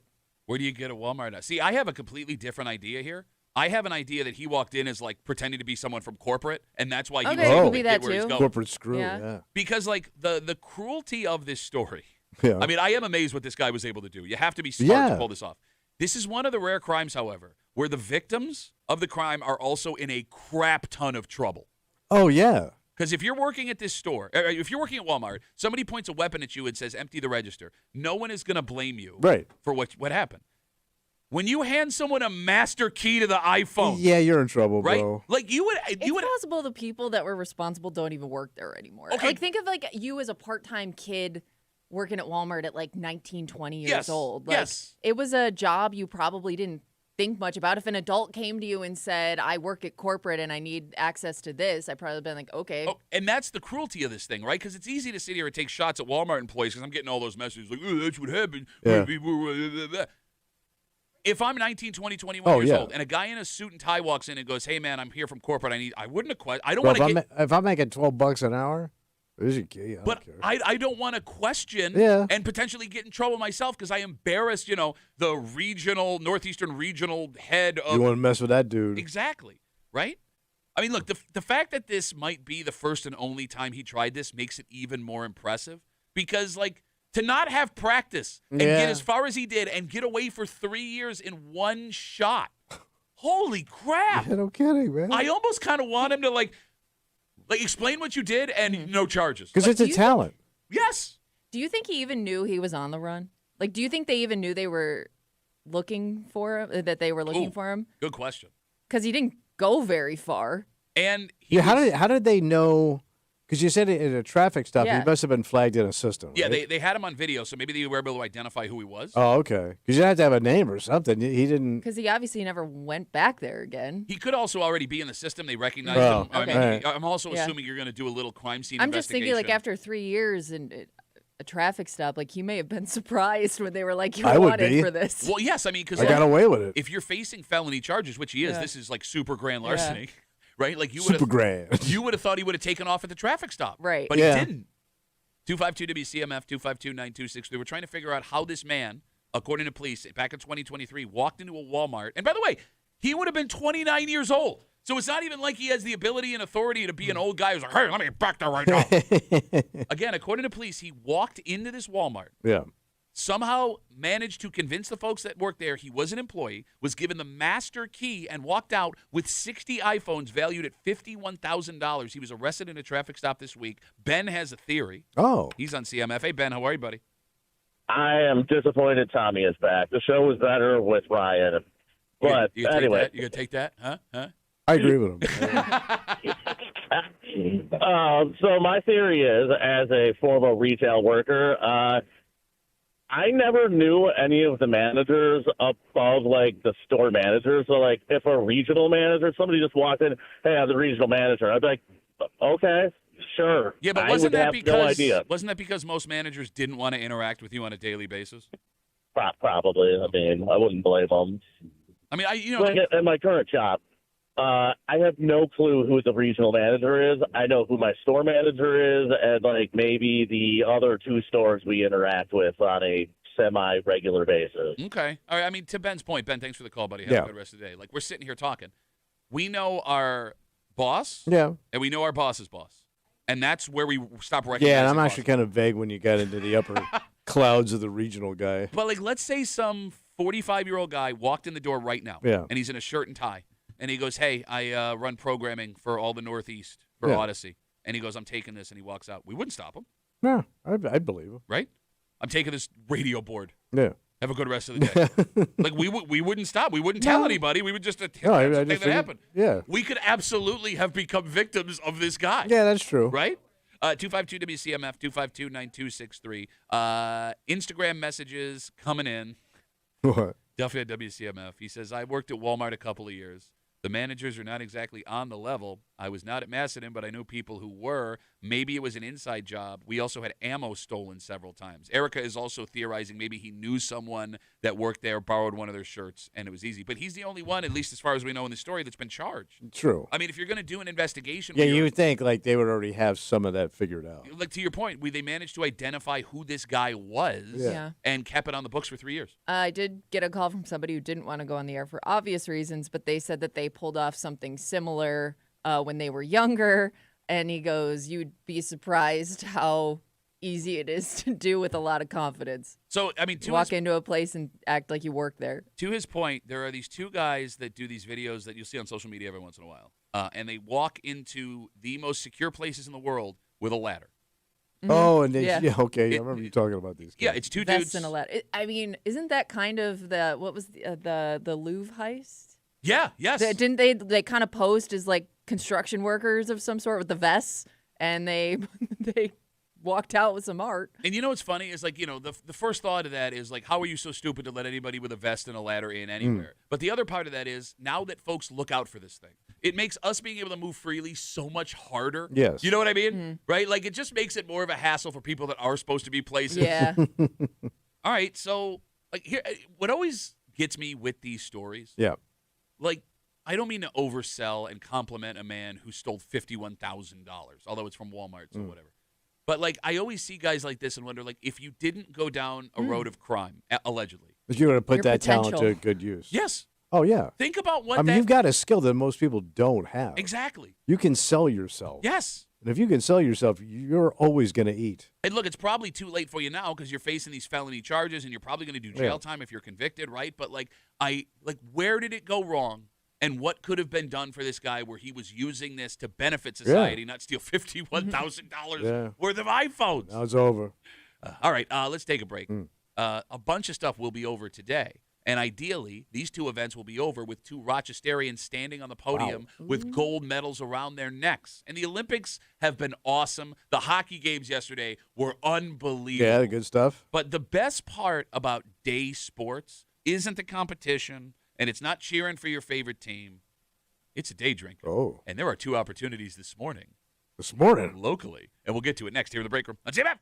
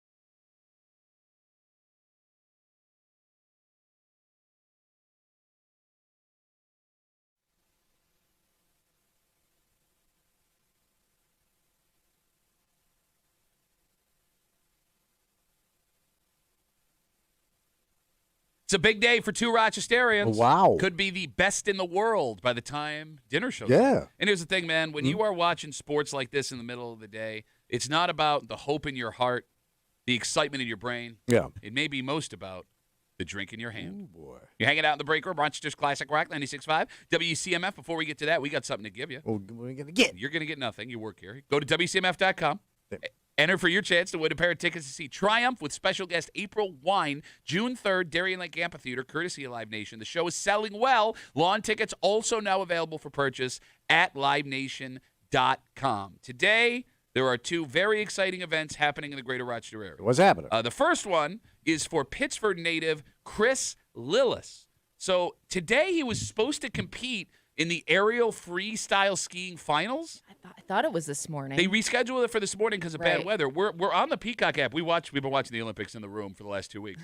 It's not on. Why did I they know stop? the schedule could be a little confusing, and I'm not sure if it's because things are getting moved around and delayed, or if I guess I don't really know. Before you go, 20 minutes ago, the doors at Bristol Mountain opened for a watch party for Okay. Chris, who is a Bristol Mountain Oh. kid. Everyone's getting together to watch it. You were asking. So why did they cancel for weather? It's the Winter Olympics outside. I think if it's snowing too hard, they can't do certain events, or it was kind of like that rainy snow, Yeah. and it could be dangerous maybe for the athletes. I would guess. Wait, it's too dangerous for you to I flip don't know. upside down or on your it head. could even Yeah. be like they have a tougher time judging it. I don't know. Bro, they're 5 stories in the air upside Yeah. down. Yeah, maybe you want to keep safety as a priority here. Everybody say, stay off that goddamn mountain. Look, whether he's playing today or Yeah. competing today, or there's going to be a Okay. watch party at Bristol for wherever he goes. And there is nothing better, in my opinion, than cheering on a local guy and day drinking at the Yeah, same you time. boozers love that stuff. Look, man, What? I think day drinking is a top 3 reason to watch sports, and you actually get 2 chances today. Because, What's the other one? all right, even if Chris is not skiing this morning, today at 1:10, the USA women's hockey team takes on Canada in the gold medal game. Chugging to the ladies. Rochester's own Haley Wynn, along with 4 other girls who played hockey at Bishop Kearney Selects. So they passed through here. Yes, All they right. did. They played there. They'll be on the ice looking for their first Olympic gold medals. They have a watch party for that. That is today at Barry's Old School Irish in Fairport. So if you want to be Wait, around, they're at an Irish bar watching this? yeah, man, Jesus Christ. Why not? beer, hockey, and cheering on Haley to go get her first gold medal. Yeah. USA, USA, USA. It is exciting. No, I mean it is. Yeah, but I also get to have a beer in my hand and not look like a total drunk on a Thursday. Okay. I love watching the Olympics, but I don't see the Olympics as like a drinking type of Hockey, sporting event. Hockey, Yeah. hockey. Come on, Because it's can I- usually okay. happening. Sometimes it's happening at like 8:30 in the morning. Yeah, okay, fine. Look, if I wasn't working and Yeah. there's an 8:30 hockey game, yeah, I'm gonna Right. have a beer. But people aren't like taking off of work to do it like they would for like March Madness or something like that. Look, you're probably right on a grand scale. Yeah. Although I guess I just never thought of the Olympics as like an excuse to drink like other sporting events are. I would argue for the women's hockey game especially. Yeah. There are more people than you think that took today off to watch this game, right. only because the community is so Right. large Maybe and for everyone's hockey. connected. I would think maybe for hockey, but like other sports where like even as exciting as the sport is, it's also over in like less than 2 minutes. You're So right it's- about that. So it's one of those things where it's like even if you're really excited and want to have like a watch party, it's not like an extended period of time where you'd be chugging beers. Yeah, but it is romantic to sit at a bar in the middle of the day, like you're stealing time. Yeah. You know, hanging out, having fun instead of busting your ass. Miserable day outside. I get it, man. And you're doing it, And you're drinking. but you're cheering on somebody Yeah. who's going to maybe accomplish the greatest thing they ever have professionally. And like, Rochester has a very deep history for women's Olympic hockey. I think You you're had- going to say day drinking. Lindsay Wall was the first. She as a high schooler, she made the Olympic team in the late 90s. As a hockey player? Yeah, yes. You don't remember that story? Mm-hmm. She was playing on the boys' Churchville Chile hockey team, and she made the Olympics that way Wow. as a 16-year-old kid, I think. Jesus. And then Kim Insalako, I think is her name, was a goalie in 2018, 2014. All right, so we got- oh. Like, we have a deep history of Yeah. women playing for this Olympic team. I did not know that. And, like, the USA women's team has been dominant so far. But you said they're crushing it. They played 5 games. Yeah. They are 5-0. Their goal differential, they've won those games 31-1. So they've only allowed un goal. A goal to Canada, who is the second best team so far in the world. Like, they've been unbelievable. And Haley Wynn, who is the local kid, grew up in Webster, I think. She's been playing out of her mind. And her brothers are now becoming international celebrities because they're dressing up for these games and doing really funny stuff in the crowd. Oh. They were on the Today Show. Yeah. Oh, they Last were? week, Yeah. yes. Oh. I mean, everything about it is just so romantic and fun and organic. And, yeah, man, I want to go to Barry's at 1 o'clock and go watch this Yeah. game. That'd be fun. Yeah, but it's probably better You right could. now. You could do that. I don't want to go. My kids are out of town with my wife. Like, if my daughter was here, Wait, Would you feel funny, though? your kids aren't here and your wife's not here? no. Then go drink. Bro, it would be weird for me. Yeah, like if he shows up and like the watch party's mostly like extended family and like people that actually know Haley, would you feel weird just being like, oh, just showed up and just wanted to No, you'd be support? that guy. That drunk dude. No, if my daughter was with me, my daughter plays hockey. Yeah, But then yeah. you She can't knows. drink. No, but Like if you had some connection, maybe. like my Feel- daughter knows these girls, she will know a bunch of the girls that are at the watch party. Like that would be my connection. If I just show up by myself, hey everybody, Hey. hi, do you listen to the radio? I'm here to drink beer and watch a hockey game. Hey, can I stand right here? Somebody want to talk to me a little I bit? think you should go. Have fun. Should I go? Should I go drink beers at 1 o'clock and watch hockey? You're asking the wrong guy. Yes. You only live once, buddy. 252 WCMF again. At least when the day started, Fairport, Haley's from. I'm sorry, excuse me. When the day started, 2 Rochesterians up for gold medals today. Chris Lillis in aerial freestyle skiing. At 1:10 today, definitely, the women's U.S. hockey team will take on Canada. Haley Wynn from Rochester will be on that team, is on that team. Jeremy writes us on Instagram. He makes a really good point here. Right. He says, Kimmy obviously doesn't care about hockey. She won't even go to any of your daughter's games. That's a good point. Oh, there you go. Right? I mean, that's, you don't care. The only thing is, it's sports I don't have a lot of interest in. So I guess the drinking would help. The hockey has been awesome. It's No, hockey. no. I'm telling Kimmy, you can back me up on this because what sucks about Olympic hockey, both men and women, is there will be people that tune into hockey for the first time and they see how intense it is, and you go, "I want to watch hockey." Yeah, but it's not like I'm Yeah. watching the Islanders. Well, and the no, but you, Sabres. you, The do point get, you is- get Oh, you said spoiled with intense. Olympic hockey, though. And that's it. Right. Yeah. When they go back to playing NHL Right. hockey, it's good hockey. It's not close to the best on best. Like, Yeah. of the 4 games for men, The rivalry mentality of like every game matters is gone. there were 4 men elimination games yesterday. Yeah. 3 of them went in overtime. Okay. It was insane. And the women's game, Yeah, but you're saying the women are just kicking ass. well, yeah, but I mean, to watch But that them, almost puts more pressure on them. Yes, in and this situation. This is the biggest rivalry in hockey: women's Canada versus Yeah. USA. Like among over any level All of right. hockey, it's the biggest rivalry in hockey. And I'm telling you, if things go the way I hope they go for the girls today, the hockey that they play is insane. It is in the way they move the puck, the speed that they have, the physicality. Even you commented on it when I had the game on the other day. They were slamming each other around pretty good. They were, What, man. were you afraid, no, son? Oh yeah, slam around. They were blasting them chicks, man. And what's the other one? The flippy flip ski kid? The flippy flip ski kid. Yeah. That one's tough to watch. I agree with you. I have a hard time watching. I mean, the first time I see it, it's pretty cool. But like the 7th kid coming down from Spain, give me a break. I meant tough to watch. Get the sombrero on. I'm scared they're going to get hurt. They don't wear sombreros in and Spain. And the serape and the bullfight. I thought you meant it was tough to watch because you were afraid. No, I get bored. No, I get scared they're going to hurt themselves. Oh my Yeah. God! You watch hockey with the blades and the sticks, Yeah. they're gonna get killed. The blades. You watch football, for Jesus Christ! Half these guys end up crippled when they're 50, and you're worried about the kid flying around. Yeah. Weighs 70 pounds. Getting away from the Olympics. Yes. It is going to be a day drinking couple of weeks, which is exciting for Oh, sports what's coming fans. up? Well, you got the end of the Olympics, so we got that over the weekend if you want to. If the U.S. men make the gold medal game, I believe that is on Sunday. Sunday. They play tomorrow around, is it 3 o'clock? For the I thought right it to do that? was. Is it 3 or 1? It'll be sometime in the so much afternoon. hockey to No, watch. but I'm saying, like, you want to go have a beer at 1 or 3 tomorrow? Hell Go nuts, yeah. watch the game. You have March Tomorrow Madness. at 3, yep. Okay, 3 o'clock. You have March Madness coming up. That's a fun day one. That's 4 days of day drinking Yeah. right in a row. You got Major League Baseball opening day, where you can just pick any game that starts at 3 o'clock in the afternoon and go drink at a bar. Yeah. If you work from home, or you have a boss that doesn't pay close attention, All the the next distractions are about to start. come on, All right. come on, USA, USA. All right, maybe you want a more traditional entertainment and drinking situation. Okay, what do we got? Well, when I say traditional, I mean like the original tradition. What's the original tradition? There is a new venue that opened up last week out in Victor at the mall. And Yeah. like this is like your parents' style entertainment. Oh. And I get that all that is old is new again and that people have a fondness for nostalgia, but this is so old No one alive will have experienced what they are trying to do. So we're going way back. Way, way, way back. And it's entertainment? This is what they say. We'll explain next here in the break room on CMF.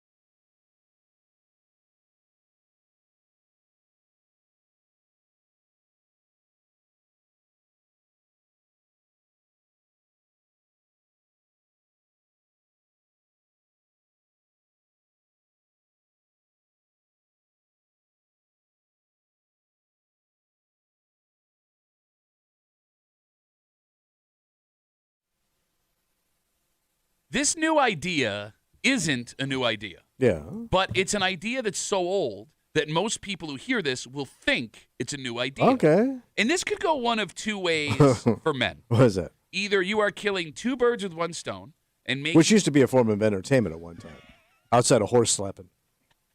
Oh, you go down to the old horse slap. Oh, what a show! Got a day drinking horse slapping party. Either you kill two birds with one stone and make your night out with your lady this much easier, or you end up for a long time stuck in a hell you never wanted to make her happy. You're hanging out in the break room, Rochester's Classic Rock 96.5, WCMF. That disturbing laughter means only one thing. What's that? Tommy is back from Florida. Sorry. Yeah, everyone's very disappointed. How about dinner and a show? I love a good show. Well, it's tough because when you go to dinner and a show, you got to go to two different places. If you go to dinner first, you got to hope the bill comes before you have to leave for the movie or the play or the concert or whatever. It's a very stressful situation. Okay. Well, not anymore. What we got? Tommy, allow me to introduce you to the In Tune Supper Club. So this is dinner theater. No. It is a review. Oh. It opened over the weekend in Eastview Mall behind P.F. Chang's. It is calling itself the only true supper club, a throwback to a 1930s style concept where you get dinner, you get drinks, your table is angled towards the stage, and you get to enjoy a musical performance. That's the old Copacabana, fellas. Exactly. If you're trying to figure out what this looks like, if you ever saw Goodfellas, it's the scene where he takes his wife on the first date. Right. That is what we're talking here. Tommy, Yeah. you in on the supper club. I guess it'd be kind of cool to do it once. Oh, look at old Depends. man here. All right, harken back to the days where things are great. Well, it depends what they're doing. What do you mean? Like if it's like, something I would find entertaining. Okay, so I do know. Like what's the set going to be? They opened on Valentine's Day, All right. and the first performer was Deborah Mangione. So I believe she sings jazz standards. All right. I think. I could be right. wrong. You in? Yeah, I would go see that one time. Yeah, would you? Well, yeah, it's music I like. Music I like. Well, if it's something I hate, Well, like what? you. Your ugly face on trying to choke down a steak. Well, no, I'm going to do all my Sinatra covers. Oh, I like Yeah. Sinatra. Yeah. Talking, but you think he's Check, singing. please. He wrecked your brains. Go ahead, Kimmy. No, I was just going to say it would be fun to do once, but I mean, is this a place where you're going to see a lot of regulars, I don't know how expensive. I would assume something like this is going to be a little pricey. By the way, it's going to you be gotta like dress more up. of like a special night out. You got to dress up, Well, man. I mean, it's attached to a mall. Do you have no, to dress but if it's up? a supper club, dinner club type of thing, you're going to have to put on your threads. Kimmy, can you Google Intune Supper Club and see if they have a dress code? Because look, if you're thinking Goodfellas, you're right. Like Those that- guys were all dressed in like custom suits. Yeah, but everyone People in the dressed up everywhere. yeah, though. exactly. Everyone in the Yeah. 40s and 50s was wearing a vest and a But tie. if you're going for that kind of atmosphere, I'm guessing people are going to dress up. It's next to the P.F. Chang's across the street from the Pottery Barn. Well, you're making my point. Do you also There's a pretzel joint right down the walkway. do you have to buy tickets? Yeah. Yes. Okay, so it's not like something you can just spur the moment, like let's go check it No, out. because it's dinner and a show. And Yeah. So here's the thing. I mean, maybe you Reservations. maybe you can show up and buy tickets at the door. I'm not entirely sure. I've never actually been to a supper Gotcha. club. So, like, right? yeah, I guess my point is like you have to show up at a certain time. Like it's not like if you want to go eat dinner at 7:30, you can't go right in the middle of the show. I would imagine it's set up much like a comedy Yeah. show. Or like that way, how they would do it in Las Vegas, right?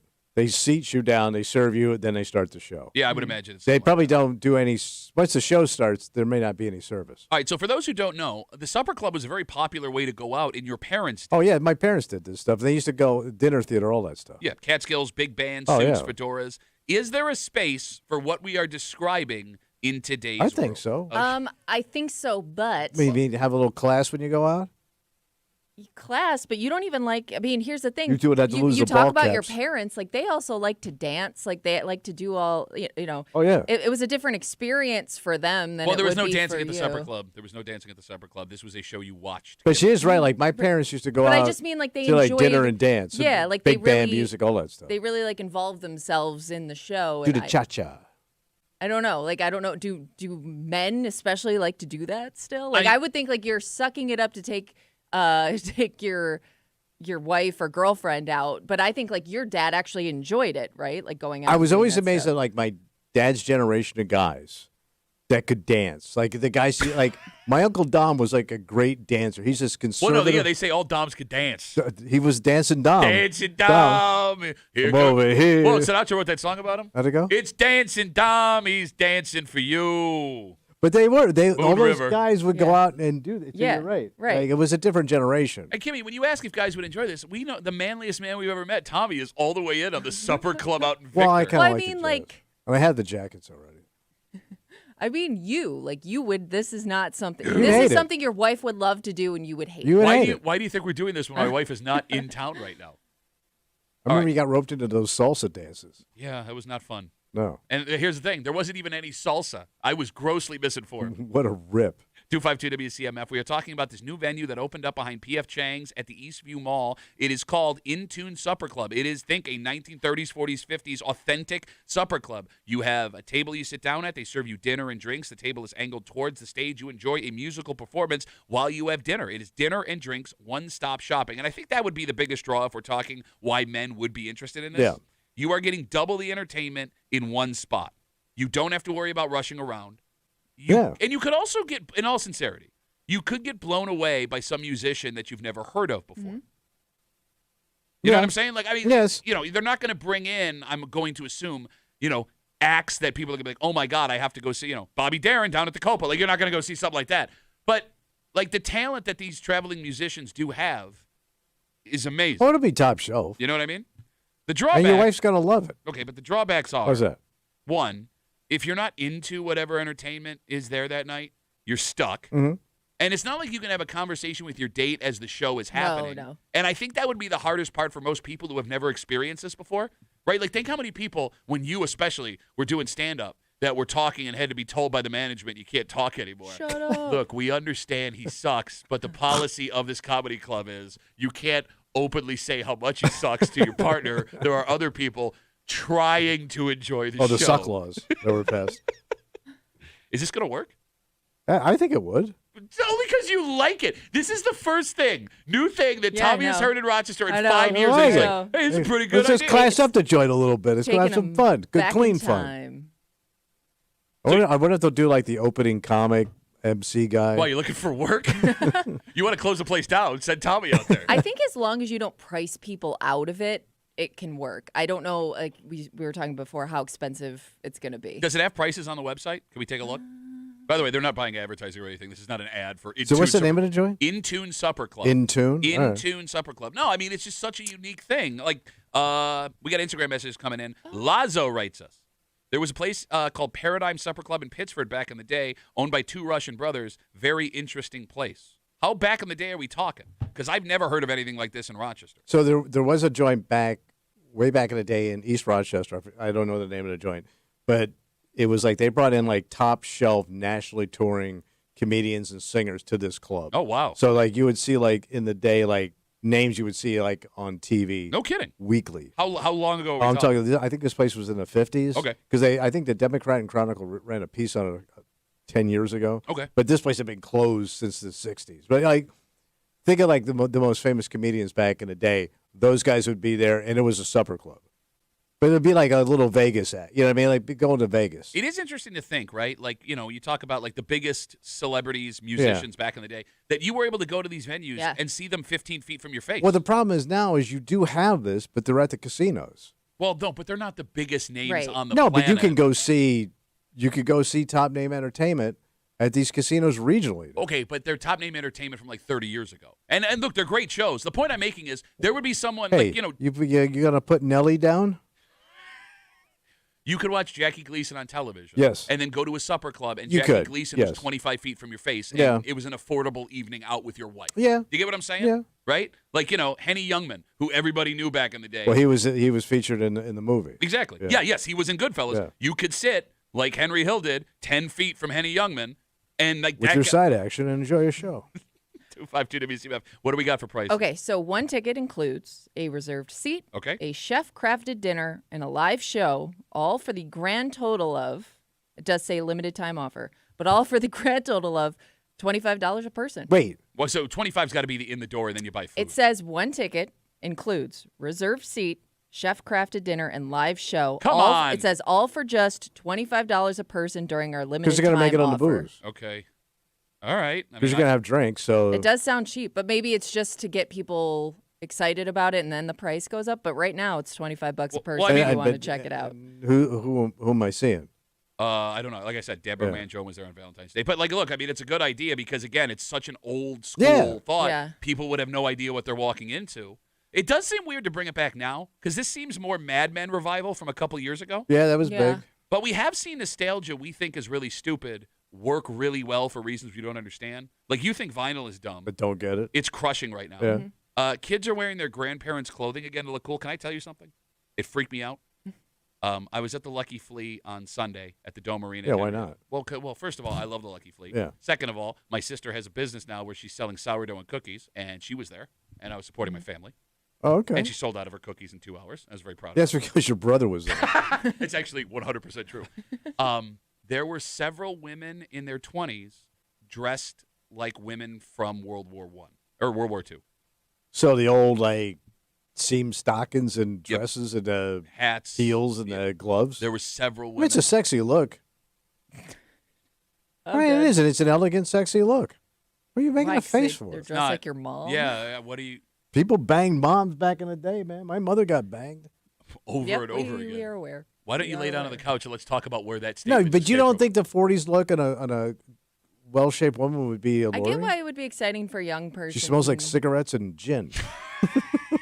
Who don't want that on a Saturday night, but babe? I get why it would be new and exciting for a young person, like discovering this style. What I don't get is like you saying it's a sexy look when it should be like an old person look to you. It would be like me being like, hey, remember B. Arthur and Golden Girls? Oh, man, want to get me You a piece picked of the that? ugliest broad in television, B. Arthur. She wasn't that. She was always homely. Bro, B. Arthur got banged too, bro, just as much as your mom did. She didn't get banged, She man. got banged. She got plenty banged. Thank you for giving a bang. Round the back. Right home, Mom. No, but I guess going back to this Lucky Flea thing. So you're thinking like the clothes are coming back, so the entertainment's coming back. I didn't think that was an era that we were nostalgic for, at least kids these days. It freaked me out. It was like I was seeing ghosts. Is that because I wonder if the style is going to reflect the age group of people that are passing away because all those clothes are getting donated? Oh, you're getting your grandmother's stuff? But those people died 20 years ago. The maybe. 40s? I mean, yeah, 40s. Yeah. right, your mother died in her late 80s, and that was 10 years ago. You tell me you were on top. You know, it's funny, too. Like, we talked about, opening night was Deborah Manjone, and I think that she sings jazz songs just based, I would assume she's part of the family. But you're also thinking of the name. I'm assuming, I'm making a lot of assumptions here. If I'm wrong, I'm Well, sorry. I'm guessing a lot of it's going to be that kind of music because it's a little bit more the atmosphere you're going for a dinner. Would it only work for that kind of music? though? Probably. Could I you- mean, that's Well, it's the way cocktail it looks. music. Yeah. It's you could Could you do a rock show like this? Well, I think I mean, you it's want to hear more like blasted rock when you're trying to eat your steak. What do you want to hear while you're Eating, Oh, that hit! I will. Well, that's what it's going to sound Wasn't like. that the follow-up to Inagata Davida? You know, blasted.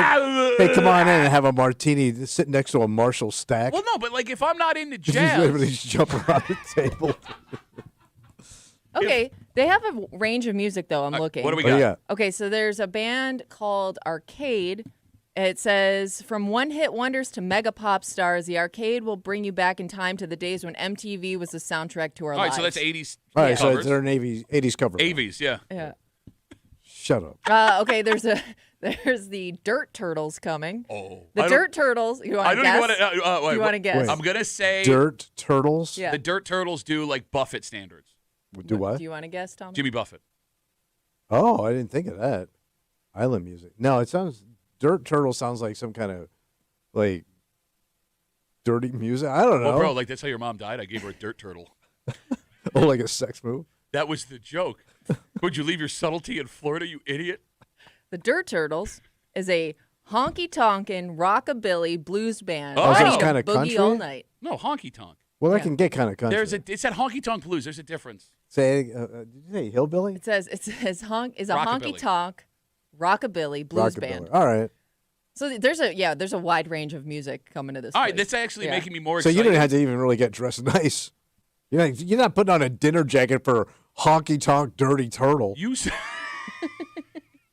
Dirt turtles. Dirt Get turtle. it right. You sound disappointed. Like you wanted to know. get dressed up. Saw that coming a mile away. Look, you were excited to get dressed up like a fancy Well, I man thought it was and gonna be listen nice to jazz. Not a bunch of slobs up there doing turtle music. Yeah, but like, how many people are into jazz? None. That's what I'm saying. Well, actually, the Jazz Fest does quite well. And actually, and to your point, there is that secret jazz bar that's now in the Inn on Broadway that seems to be doing People really are well. raving on it. Is jazz coming back? Ooh, look at that. Maybe I was right all along. Because like Kimmy, even the new trend, Tommy's cool, but donka donk.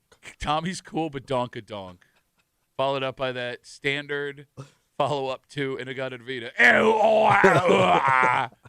I mean, Kimmy, when you go into these new trendy restaurants, Patron Saint is that one downtown. Like the decor is like the jazz clubs it's of a the 30s throwback. and 40s. Yeah. Are people getting back into jazz? Maybe they're getting back into jazz, wallpaper, No, wallpaper is actually back. smoking, That tuberculosis. tuberculosis might also be on its Right, way look back. at I would I say hear we're like, doing well with measles. yeah, a lot of new restaurants opening. Like they're not all like the same decade of decor, but they are all throwbacks to different periods. All right. You know what I mean? So I guess two things can be true. What's that? This is exciting and fun Yes. and unique, so maybe it's worth a night out. Also, we will never have a new idea ever again. Yes, it's just retreads. Okay, well, look, let's say you want to take your lady out for a really, really nice evening. That can get expensive, Okay. right? So having a whole bunch of money faux free would be great. Yeah, where's that coming from? There's a man downstate that lucked out. Oh. Lucked out. In fact, I've never heard of anyone winning this game before, but he managed to do it. Lottery game. He had a choice to ensure he would either be set for the rest of his life Yeah. or have a bunch of money dropped in his front seat at once. And the decision he made has people now screaming at each other on social media here in New York. So who's right? We'll get into it next here in the break room on CMF.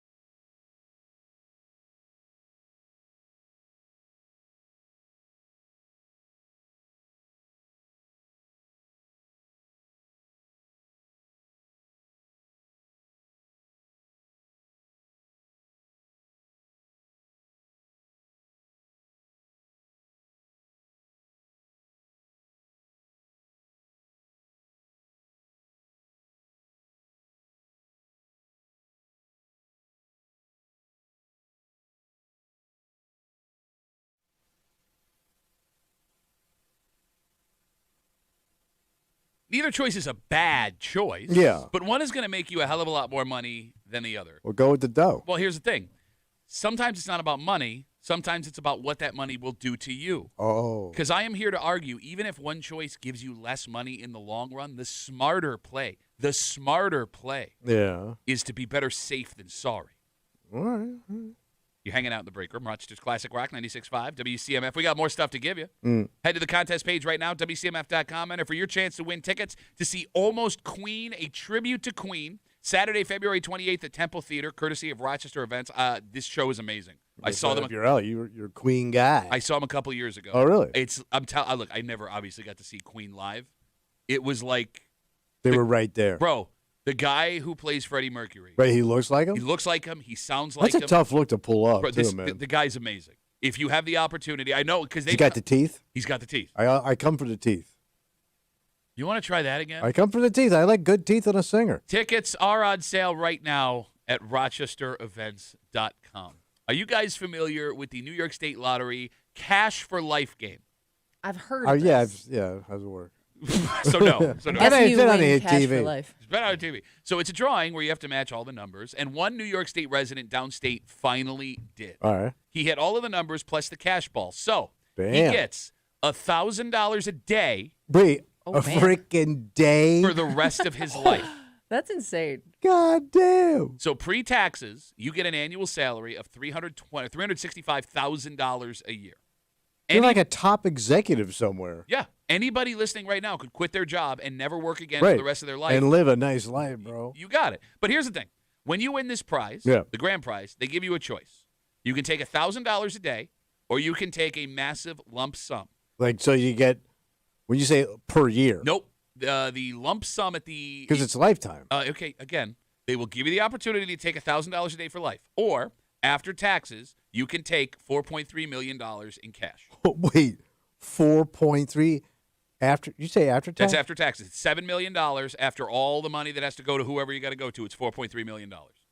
The man who won Yeah.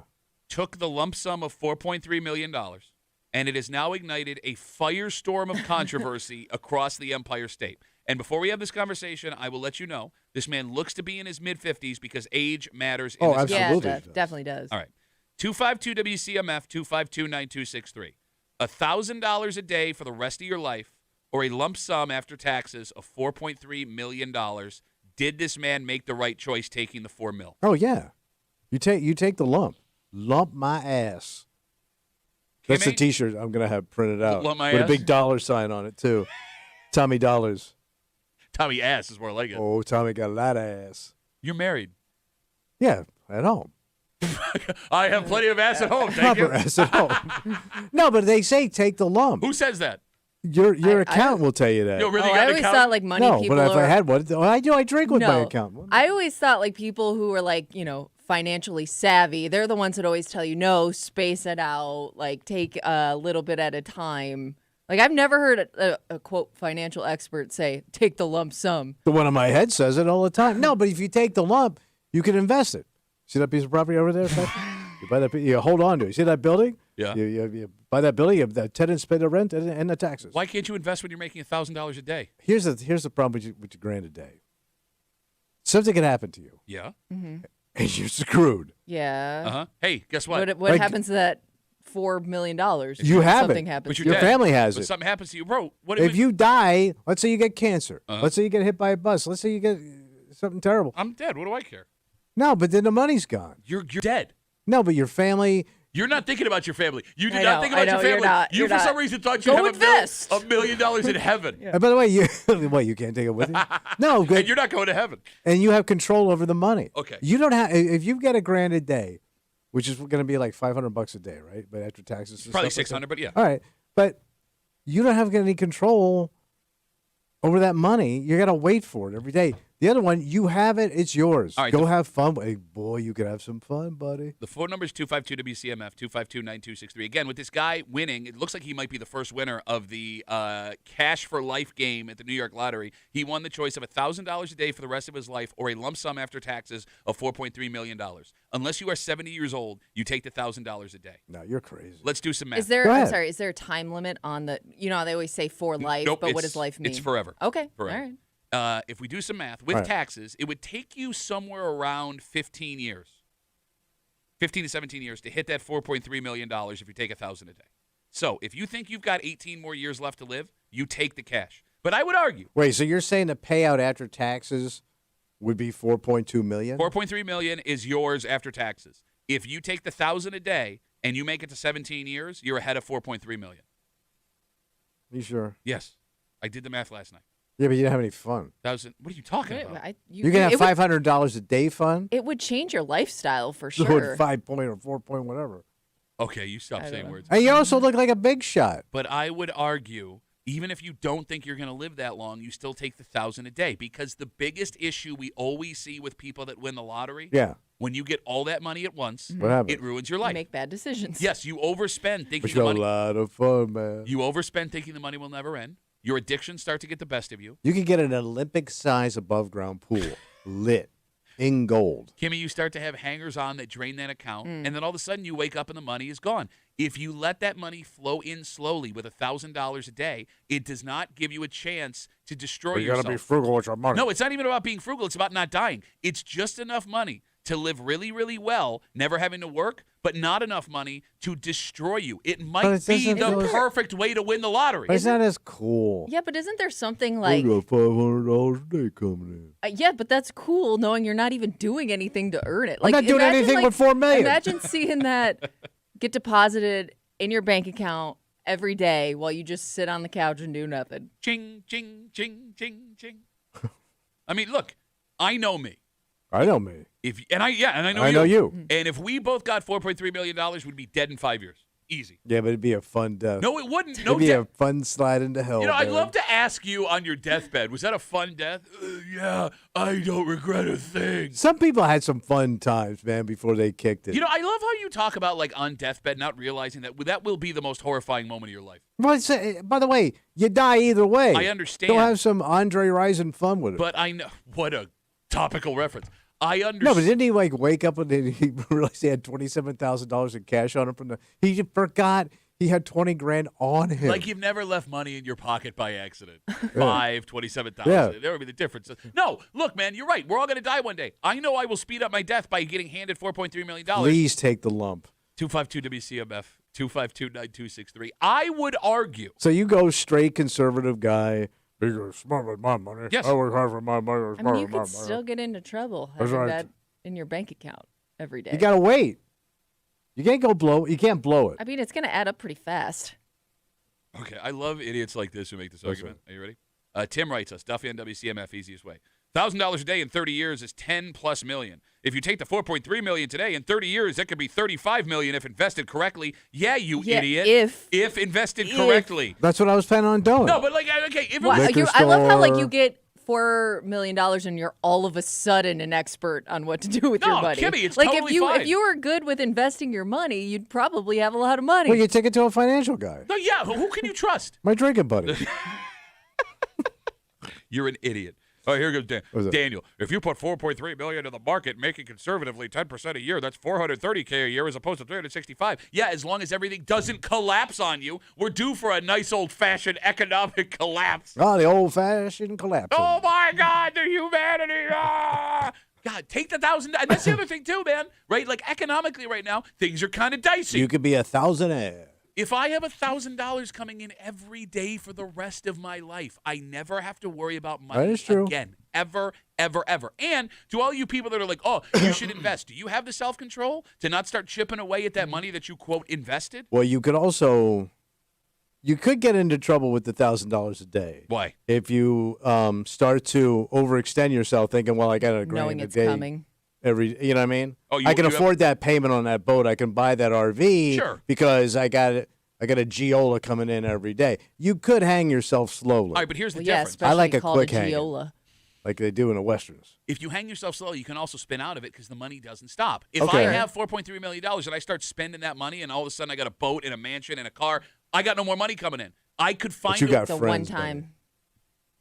Joke's on you. I'll never have friends.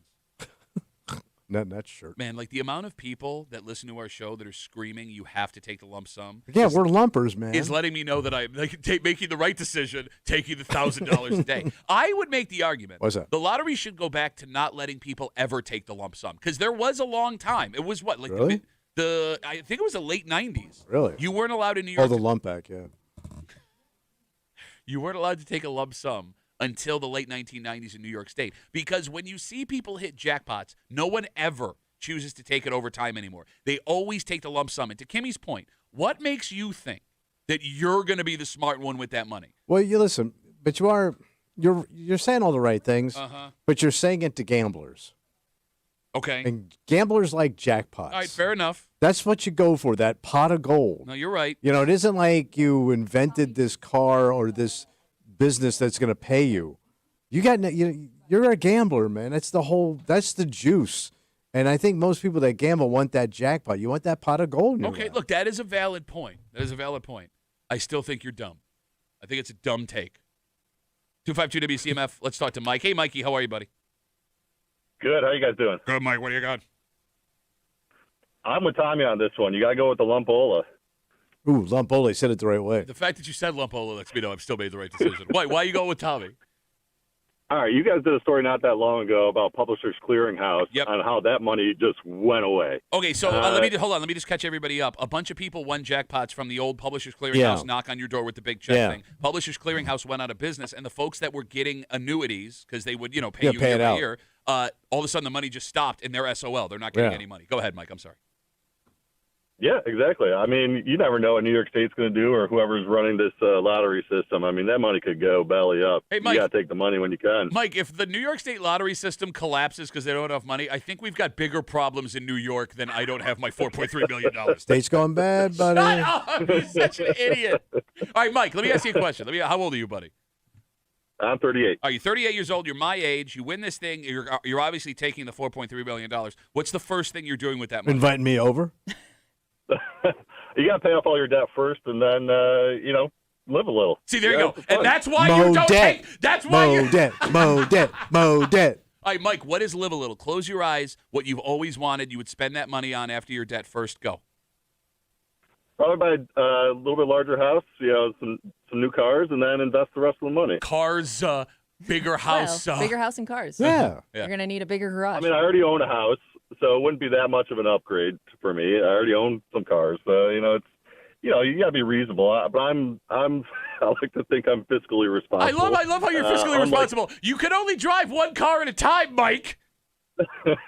Well, I got family. My wife. She would need a new vehicle. I would need a new vehicle. There's get a new wife. Oh, shiny new wife, Mikey boy.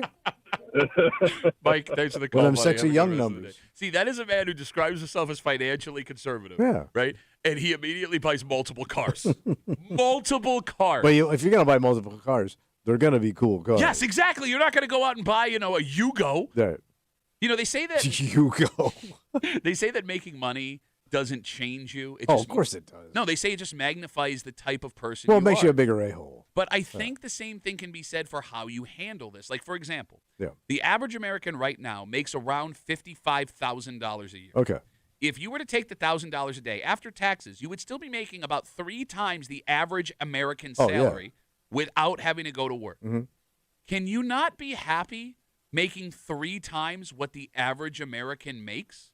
How much money do you need to get everything you've don't ever you wanted? rise to your next level of broke or whatever that thing is? You say that. I don't know. But I mean, if your argument is you're going to rise to your next level of broke, you're going to blow the 4.3 anyway. Okay. Well, I guess what I'm asking is, Right. I get that the glitz and the glamour of being a millionaire instantly and having all that money in your account, right? The fantasy is there. But if you can't be happy living 3 times better than the average American, you're never going to be happy. okay, you could be happy with that if there wasn't a second option. To your point, like when there wasn't a lump If they and didn't you give got a that choice. money, well, that fantasy wasn't there for you to think about. Okay. But once you give me that bigger option, that's Yeah. all I'm going to think about. You give me a bigger, shinier thing, I'm going to stare at. I don't think it's bigger and shinier. I don't. I think it's fool's gold, man. All that glitters is Fool's not gold is still gold, buddy. No, it's not actually. It's just hold by fools. Fools, shut up. No, that's not how it goes. We'll take one more call. Again, this man downstate, I believe he is the first winner of the Cash for Life lottery game. He hit all the numbers, so he had a choice between $1,000 a day for the rest of his life or, after taxes, a $4.3 million lump sum. He chose a lump sum, and people are now flipping out, arguing with each other. Frank's got the last word on CMF. Hey, Frankie, how are you, buddy? Hey, guys. Good morning. Hey. So, just not all that long ago, you guys were talking about how the Publishers Clearinghouse. Oh, yeah, we just had a call. We just took a call about that, yeah. Oh, okay. I didn't catch that. Yeah, so I would say take the lump sum. You don't want to risk not getting anything. I hear you. All right, so, Frank, let me ask you then, because you're a financially responsible guy, right? Yeah, I'll say that. All right, Frank, you get the 4.3 mil. How old are you, buddy? I'm 55. All right, 55. Oh, perfect age, Beautiful buddy. age. And you don't look a day over 54. Frank, you get the 4.3 million. What is the first thing you're spending money on? Well, obviously debt would be my first thing. All right, first fun thing. I'm thing. probably a very moderate liver to begin with. To me, something like that, $4 million, I mean, you can live really, really comfortably and still moderately without ever having to worry again. I don't need a huge house. So then why not take the 1,000? Cars. Why not take the 1,000 a day then, Frank, to ensure that you don't Wait, so what was overextend? his fun thing? He didn't say a fun thing. Oh. Frank is not fun. Well, the fun thing would be motorcycle that I would have, obviously. And All right, so you're going to die on Yeah, that. a motorcycle, but So you're paralyzed for life. Is that new thing in New York State? Paralyzed for life. Consider that. I might die. I might as well have the fun with it. I'm with you on this, Tommy. Take it and have fun I'm with not getting on that motorcycle. Obviously. I'm not riding bitch with Mike. Frank. Oh, Frank. Yeah. Sorry. Frank, good talking to you, buddy. Frank, Mike, what's the thanks, difference? guys. There goes paralyzed Frank. All right. It's so funny, too. I'm a responsible guy who's going to live a long time with his buddy. What do you want? Multiple cars, motorcycle? Do a wheelie? Anything that goes fast. I want to buy a shark that'll bite me right in the throat. All right. A little bit of hockey talk this morning, Tom. Oh, yeah, you were hockeying out. Well, look, I mean, it's very exciting hockey time. The U.S. men's team wins in overtime to move on to the semifinal game tomorrow. They're a game away from the gold medal. Today, the U.S. women, along with Haley Wynn, Rochester native, will be taking on the Canadian women for the gold medal game at 1:10. And then when all of this is over, the NHL kicks back up, and your Buffalo Sabres all of a sudden are a legitimate wagon in the NHL. Here's the problem. What's that?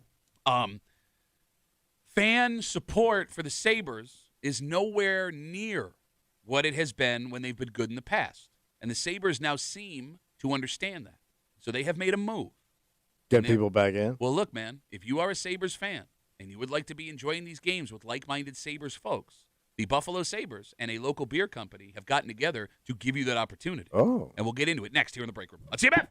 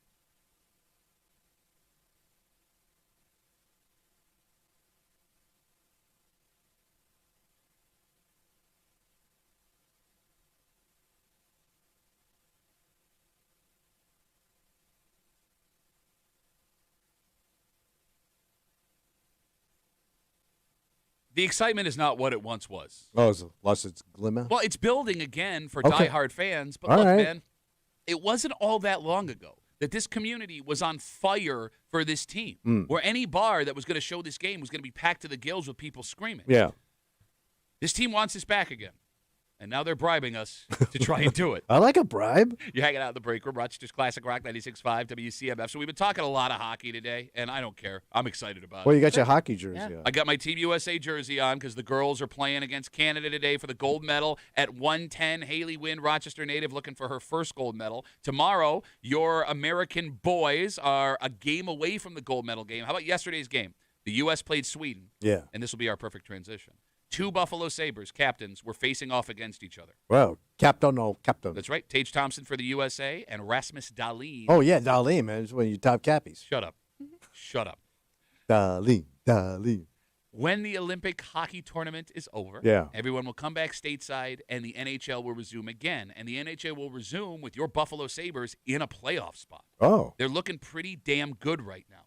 And it is looking like, They're stepping up.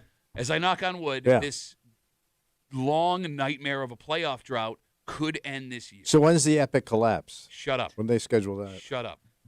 You know it's coming, man. The Buffalo Sabres. Yeah. Say these things. Yeah, he's such a dick. What? The Buffalo Sabres are trying to capitalize on what is happening. All right. And they are teaming up with Labatt Stop Blue. by while we're trying.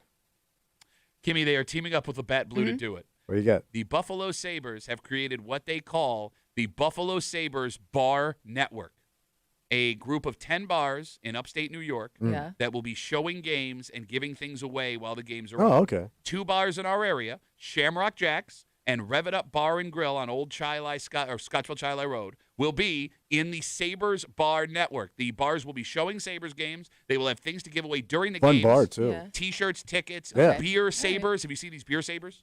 No. It's you know the beer bats?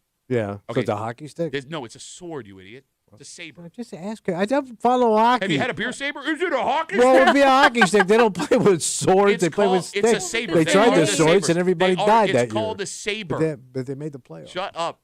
It's Yeah. a sword, a hollowed out sword, and you fill it with beer and you drink it like this. All right. And keep it away from your eyes. Yeah. Watch your crutch when you're putting it down. They're a hot commodity. Yeah. Okay. And they'll be giving this stuff away at the games. You mean at the bars? Oh, yes, at the Yeah. bars. I'm sorry. All So, right. yeah, if you go So to you get some little tchotchkebas. with the 2. Damn it. What? You annoy the hell out of me. You. Go Come back get to your saber Florida. sword. Can we call Idiot. Ryan? Can we call Ryan? Please get him back. Kimmy, why are the Sabres doing this right now? I don't know. I was kind of thinking, like, do you want people that are just coming out for prizes? Because I would think, like, people are, if you're interested in the Sabres, are going out to watch the games anyways. I don't know right? if people are going out to watch the games anymore. I can't Okay. remember. Look, I used to go out to watch Sabres Yeah. games all the time. Now I have But kids. I- Well, at least you know think- there's going to be like-minded fans there now to watch the Yeah. game. So Yes. you got that going on. But you Yes. shouldn't have to do that. And look, I do think. Kimmy, I mean, you're- and my point is, with a local team as big as the Sabres, you know, you would think people are just getting excited on their own for this kind of stuff. But they ain't. look, But I don't know if you can force it. the diehards are excited again. But they'll always be there. You're trying to get more than the U's. Exactly. Like Yeah. I mean, you remember this. There was a time. There was a hockey time. It's a saber, not a stick, you idiot. Thank you. Back in the late '90s and the late 2000s, when this team was on fire, making deep. When they had playoff the runs. Stanley Cup run. all that. Yes, where towards the end of the season and during the playoffs, if you went into a bar when the Sabres were playing, it was shoulder to shoulder. Yeah. Hockey sweaters all over the place. Folks were going nuts for this stuff. Sure. I told you, I was doing comedy. They would stop shows Yes, go on. because the elimination games were on. Well, that's why they stopped your show? Oh, okay. They weren't throwing the actual sabers at your face? Like radio stations here in Yeah. town. I think it was the Buzz back in the day. They stopped all night programming when the Sabres came on. Okay. And they would play the games. then. Yeah. Like Okay. it was absolute chaos and it was Yeah. awesome. I loved it. I mean, if the Sabres make the playoffs, the diehards that have been sticking around for the last 17 years will be excited. I don't know. 15 Oh, I years. think like if they make the playoffs, like people will jump back into hockey. I don't think it's I going to think pack it's- bars. Mm, You think so?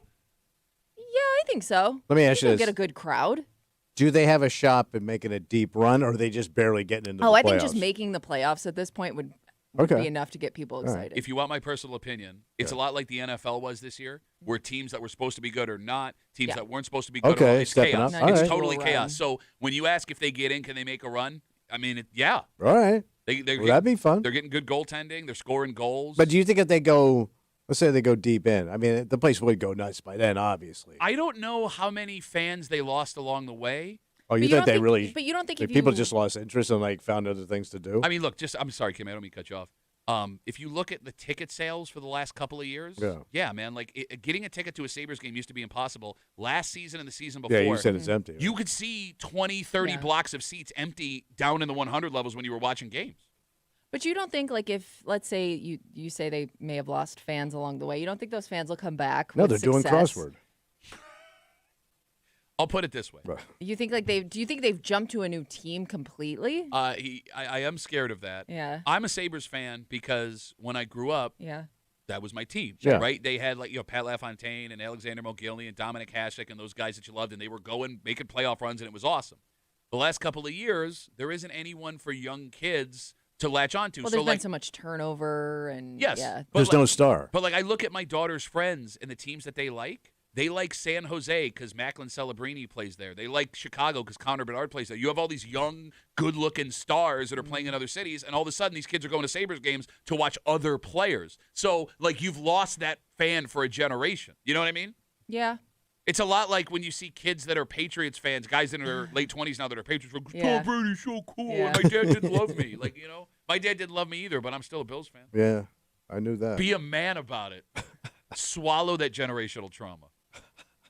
252 WCMF. I got to be honest, though. What's that? I am getting, like, nostalgic and excited. Well, you got to be happy, man. They're fun. Well, just the idea that, if this team does start proving their legitimacy. Yeah. That, I could go to Shamrock Jacks or I can go to Rev It Up and I can stand in a bar full of Sabres fans and just get after I mean, it. it also kind of has that same problem that, like, baseball has, where there are so many games that, like, yeah, you're probably not going to get a huge crowd on a Tuesday in the middle of the season to watch a Sabres game. Yeah. But, like, when those games really start to matter at the end of the season or when they're in the playoffs, that's when people show up. I mean, I guess we'll see. And I do worry the Sabres doing this is, one, a little bit of a jinx, All right? But two, just compounds disappointment. Because let's say this is successful, and this Sabres Bar Network gets Sabres fans out, and you're watching the game, and all of a sudden, at the end of the season, it goes the way it's gone the last 13 years. Okay. How are you going to get them back again? Yeah. You know what I mean? Like, fool me once, shame on you. Fool me twice, give me that beer saber. It's a hockey stick. Idiot. There is a woman with a very important job who has been suspended.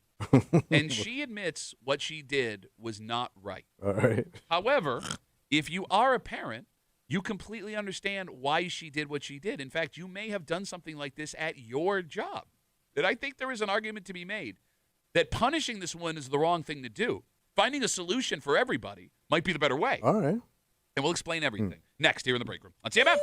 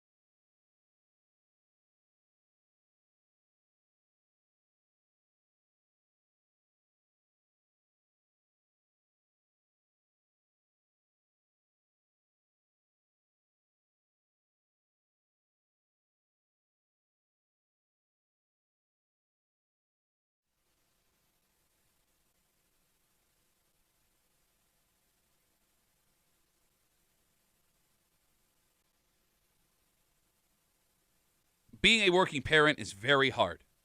Oh, yeah. On one hand, you need to work to afford all the things your kids need, and they are just money pits. And you got no time. Yep. But on the other hand, yes, working keeps you from being there as much as you'd like to be for your kids. It also keeps you from doing the stuff you need to do as a parent. So because of that, one mom decided to pull a move. Okay. To get something done she needed for the little ones without her job finding out. And now that she's been busted, she's become international news. Oh. You're hanging out in the break room. Rochester's Classic Rock 96.5. WCMF, just after 9:25, 9:30. One of the most popular members of the Buffalo Bills is very angry. But he's not angry with an opposing team. Yeah. He's not angry with a general manager. He is angry with an airline because he made one hell of an accusation yesterday. So he had a rough ride? It wasn't so much the ride. It's what was missing when he landed. Oh. We'll get to the story just after 9:30 here in the break room on CMF. Dr. Ellen Eisenhower is a 43-year-old medical doctor. She is also a mom of 2 children who needs childcare, obviously, when she's not around. So while working back in 2024, she had herself a dilemma. What'd she do? She had 2 slots that were going to be filled with patients at the end of her day. Okay. And when the day started, they were empty. If she saw those patients, the slots would eventually be filled. She wouldn't get out until after 6 p.m., which was a problem because 6 p.m. was the cutoff for her kids to be picked up at day. All right, got to get the kiddos. Yep, All she right. had to pick them up before 6. She couldn't just tell her office she was leaving because then she wouldn't be doing her job.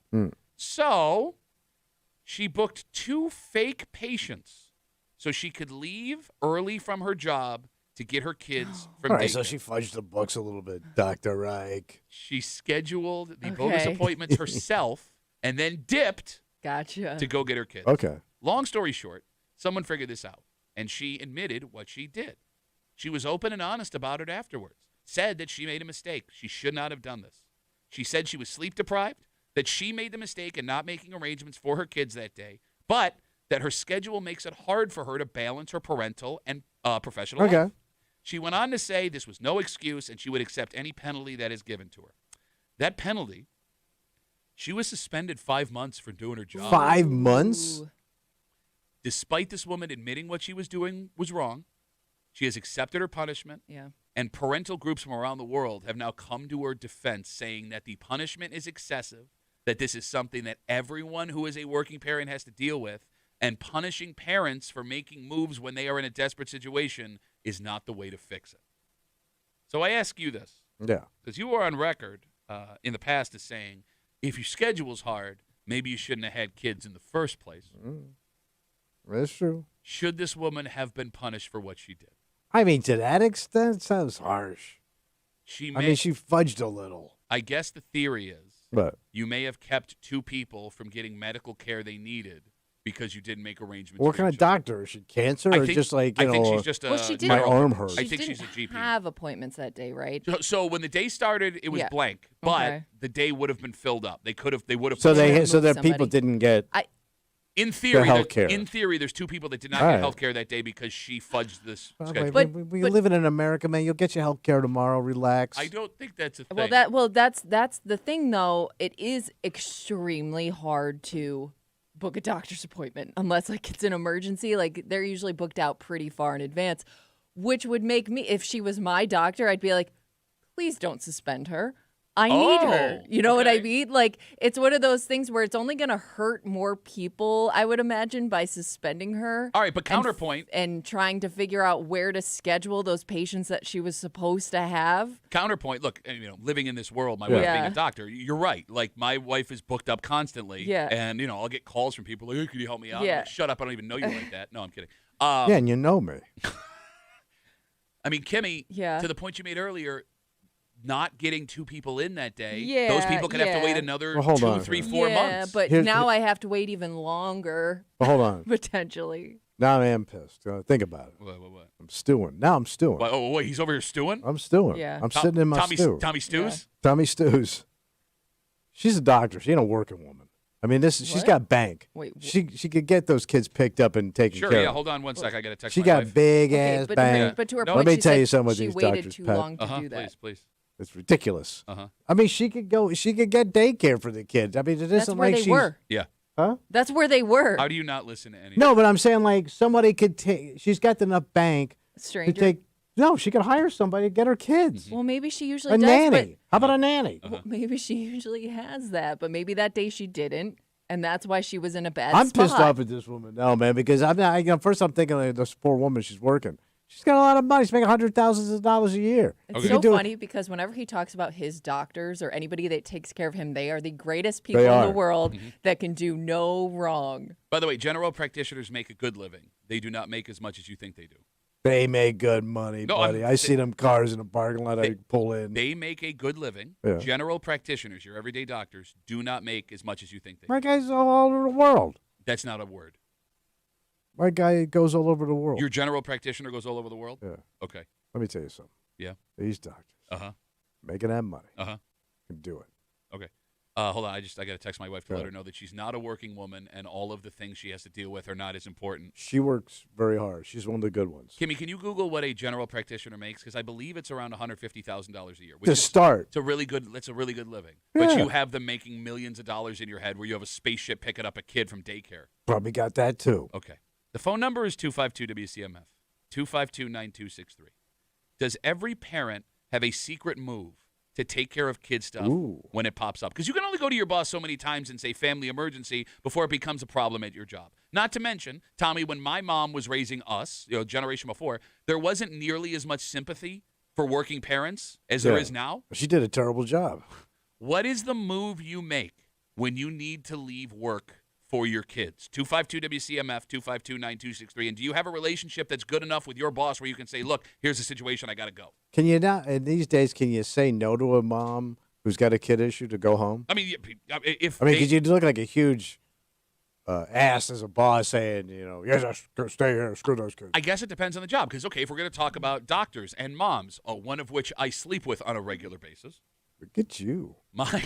Stepping up. The only time my wife has ever left work for my daughter's health is when my daughter had brain surgery. Yeah. Like it had to be an emergency. That was it. Yeah. Everything else. And I mean, we're lucky where our schedules are so I have the afternoon off, right? So I can go do what I have to do. Right. But like, if you couldn't get that time off. My wife wouldn't be able to. Yeah. She won't leave because, she doesn't want to leave patients high and dry because it's a medical. But your options are so limited. You say, because you can only burn these bridges so many times and you're screwed, right? So you'd have to keep coming up with some kind of a secret plan that they couldn't crack the code on. Yes. You know what I mean? Which would almost be impossible. I don't know. Parents find a way to do it. How many times can you go down the same road, though, with your kids? All right, Kimmy, can you, real quick, just so we know, what does a general practitioner make? Well, there's a pretty big range depending on, if you're in, higher paying areas, bigger cities. Bigger cities, but it seems like you kind of hit the nail on the head. It starts around $150,000.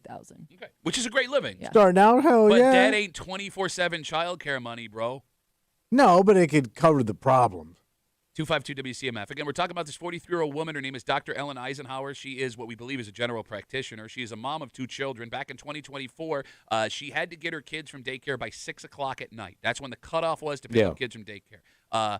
She was going to see patients where it would have kept her from getting them by 6. So with 2 slots open at the end of the day that would have been filled in that day, she scheduled 2 bogus patients so she could leave early to go pick up her kids. Eventually, they found out. She apologized, admitted she did something wrong, said that she was sleep deprived and had no other plan. She didn't plan for this, but she was wrong. She's been suspended from being a doctor for 5 months because of what she did. And Tommy now says that's the right move because she's a millionaire. Well, she making good money. I'm thinking back in the day, when I needed rides places when my parents were working, I've gotten rides to police cars and practices. Rides to practice in police cars. What was your dad doing? If my mom had to work and I had to be somewhere, there were multiple times when I was 10, 11, 12 years old where I would be thrown in the back of a cop car. And the guy's cuffed right there? Bro, it's funny you say that. I'm 11, 12 years old. And there are people, we're driving down 490 to get to Gage Tyler Middle School, and there's people looking at me in the back of the Oh, yeah. What did he do? Yes, wow. I'm a baby-faced fat boy in the back of this cop car, and they think I did taking him off wrong. to fat camp. But outside of that, when I was being dragged to fat camp by the police department. Outside of that, we were left to fend for ourselves, right? Yeah. Walking, getting rides. But you can't do that anymore. Exactly. That was socially acceptable then. You can't do it now. Did either of you have a neighbor that would be okay with watching you or giving you Yeah, rides? yeah, yeah. Oh, That's how yeah. I think a lot of parents survived. Yeah. Does that exist to this day? Because I don't have anyone in my neighborhood that would do that, I don't think. That I would trust to do that. I'm guessing that move gone away, man. The neighbor watching the kid. Yeah. Like when I was a kid, there was Well, you didn't have like your daughters have friends in the neighborhood, right? Like they couldn't go to like their friends' houses. I guess in a super emergency, but let's Yeah. say my kids were somewhere. I Yeah. got stuck. I'm stuck here. I can't get out. I have no way to leave. I don't have anyone in my neighborhood I would feel comfortable enough calling Can you and saying, grab my can you kid? grab my kid? Where my mother had like 3 people. Yeah. Yeah. You know what I mean? And maybe that also speaks to the relationships we used to have with our neighbors, Yeah, my parents were social. right? Is honesty the best policy when it comes to missing work for your kids? Like, if I you, mean, no? well, obviously, she felt like she couldn't do that, this doctor woman. Unless she just took the easiest way out. Like, it was. But this seems like this is harder because she had to fudge the books to do it, where she could have just said, hey, man, I got a kid problem. Because she could have just canceled the appointments. I've had that happen to me. I don't know how that works. I'm not Yeah. entirely sure. But look, it also may have been like, this is the path of least resistance. Okay. No one's Yeah, going to catch right, me, right, so right. I'm going to Alright. go ahead and do this. You know what I mean? It's so funny to have Just this like don't discussion. schedule Right. it in the first place, kind of thing. Exactly. So I don't have to cancel. But like Who having, was it so fun? having this conversation with Yeah. you two, Right. right? It's like, why don't you guys describe building a nuclear bomb? You got the same experience with that as like having Well, kids because at you work. don't get so smug because you on the inside doctor track and I It ain't even doctor. It's about Yeah, kids. it's a That's what little- I mean. No, I mean about having to find a place for your kids to go because you have all these, why don't you do this? Why don't you do that? Having no experience with this ever. Well, they got nannies. Bro, do you know what Well, who do you know that has a nanny? Like A lot a of people got full-time nannies. nanny. Bro, Not a full-time nanny, but like part-time nanny. babysitter? part-time nanny? Yeah. One of the worst Stevie Wonder songs of all time. How'd it go? Oh, part-time nanny. She will come and get your kids from daycare. I don't know any parents that have an on-call babysitter situation where like No, if they Kimmy. needed them like that day, Kimmy. hey, can you come over? I know you probably have another job, but can Yeah, you you pay please these stop what teenage you're kids, doing? $10 an hour to watch your kid. What, to get your kid from daycare? Yeah. All right. At this time yesterday, with my brother Ryan in the room, we were talking about what you do when, this week is Yeah. February break and how you find a place for your kids to go. And by the end of the conversation, if you don't have a grandparent that is not A working, family member. Yeah. exactly, like you're either taking time off or you're trusting your kid at whatever age to be home alone. Like it's a very stressful thing. Don't they have like community like rec center stuff these kids can do? So that's how the conversation started yesterday. The Yeah. city of Rochester this week, because of February break, we're opening up their R centers. Yeah, those go play community centers. ping pong. Yeah, but your kid can't stay there forever. I mean, eventually you got to pick up the kid. And like these Oh, a kids, good 8 live hours there. of ping pong, man. It'd be as good as those Chinese guys. and these kids in this story with this doctor, stop doing that. You're gonna hurt yourself.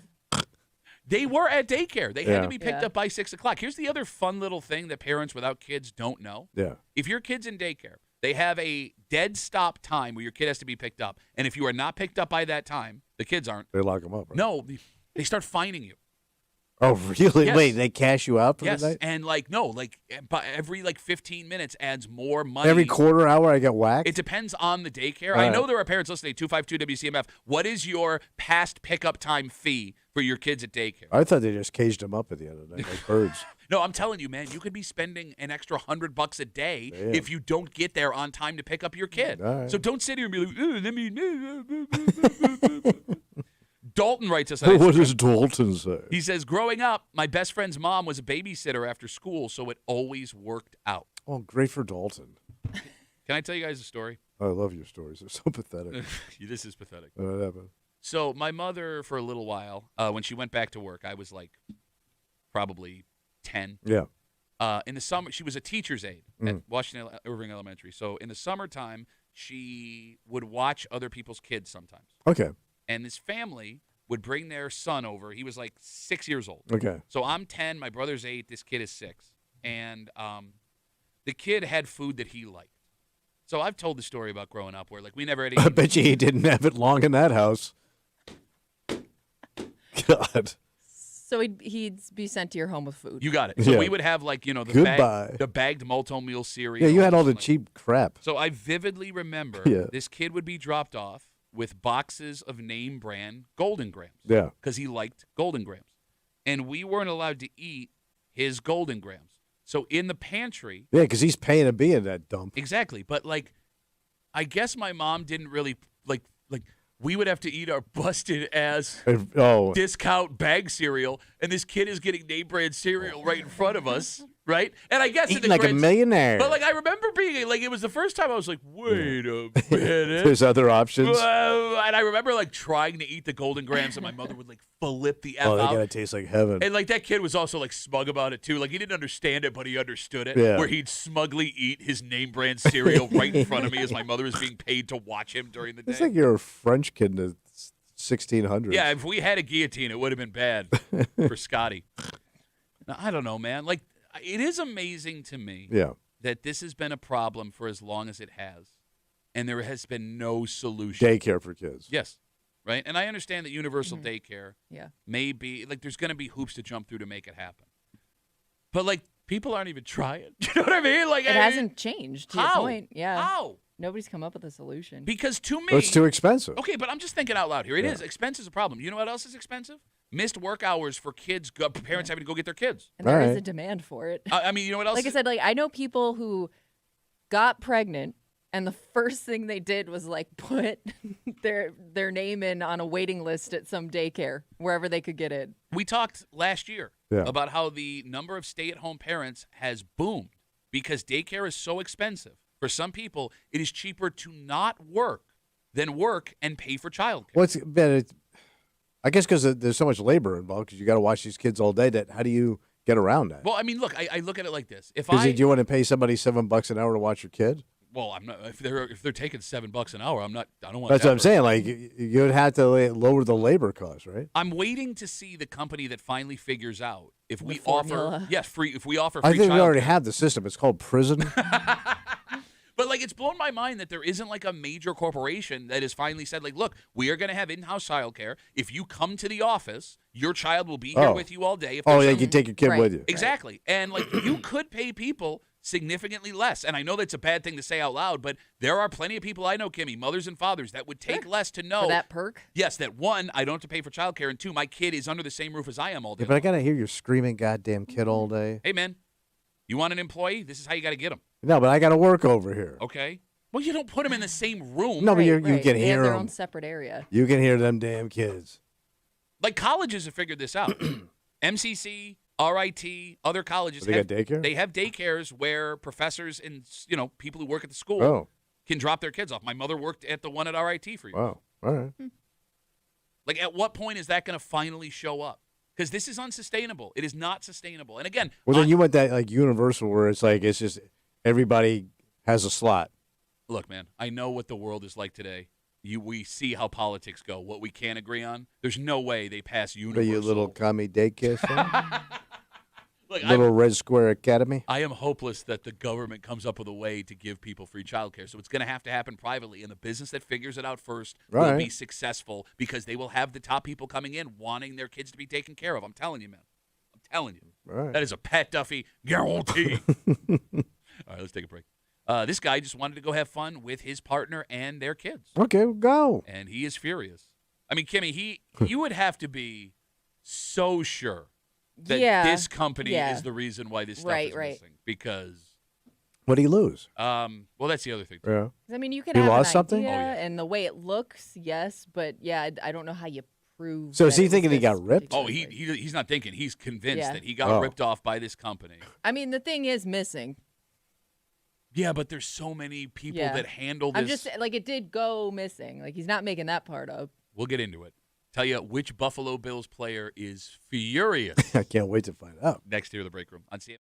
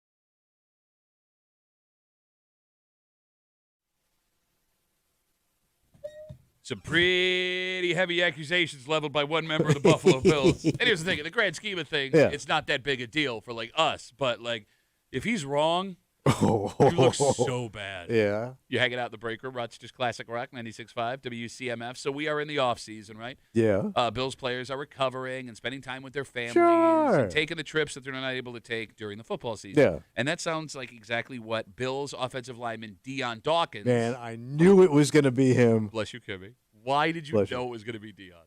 because he just seems like that guy. He's usually a happy-go-lucky guy. He is, but he also seems like that guy because he likes his stuff and he likes to show off his stuff. Okay. He's a flashy guy. Late on Tuesday, Deion Dawkins put out a tweet. Yeah. Quote, at JetBlue makes no sense for security. I spent $10K to give my family an experience and put them on all first-class JetBlue Mint from L.A. to Fort Lauderdale. So they were flying first class cross country. You got it. He goes on. And employees steal my fiance's jewelry out of her bag, Rolex watches. Wait, on the flight? Well, at some point from when they checked their bag to when they got it back, Wait, stuff was missing. so was it? I'm a little. So I have all the information that you have. All I know is what is in this tweet. I'll read it again. Okay, so I guess my question is, was it in the cabin or was it checked below? You don't know. I'm going to read you the tweet. All right. Ready? Because I'm trying to think who we're blaming here. JetBlue makes no sense for security. I spent $10K to give my family an experience to put them on all first-class JetBlue Mint from L.A. to Fort Lauderdale, and employees steal my fiance's jewelry out of her bag, Rolex watch. All right, she is saying employee, so okay.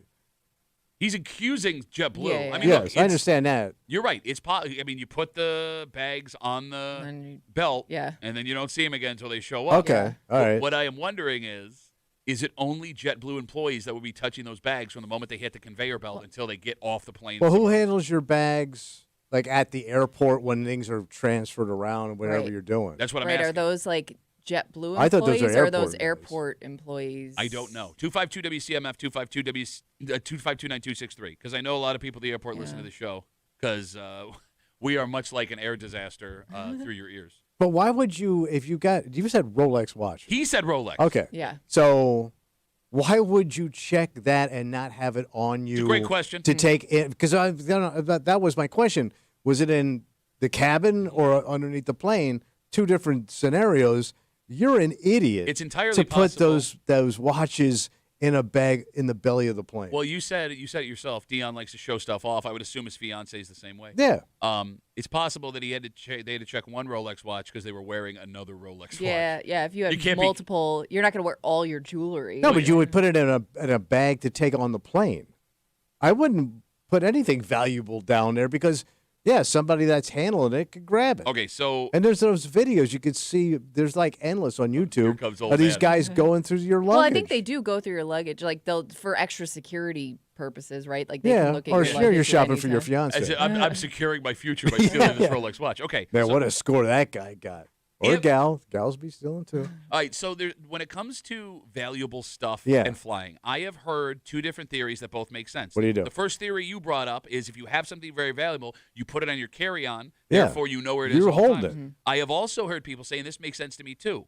I don't want to have something super valuable on my person in the airport because someone could take my bag. Yeah. I could You could just lose it. No, that's what I mean. So that's why I want to check it because I know the second it leaves that it's going to get where I'm going. So I put all my valuable stuff in my check bag so I don't just leave a bag behind or somebody picks it up and walks away with it.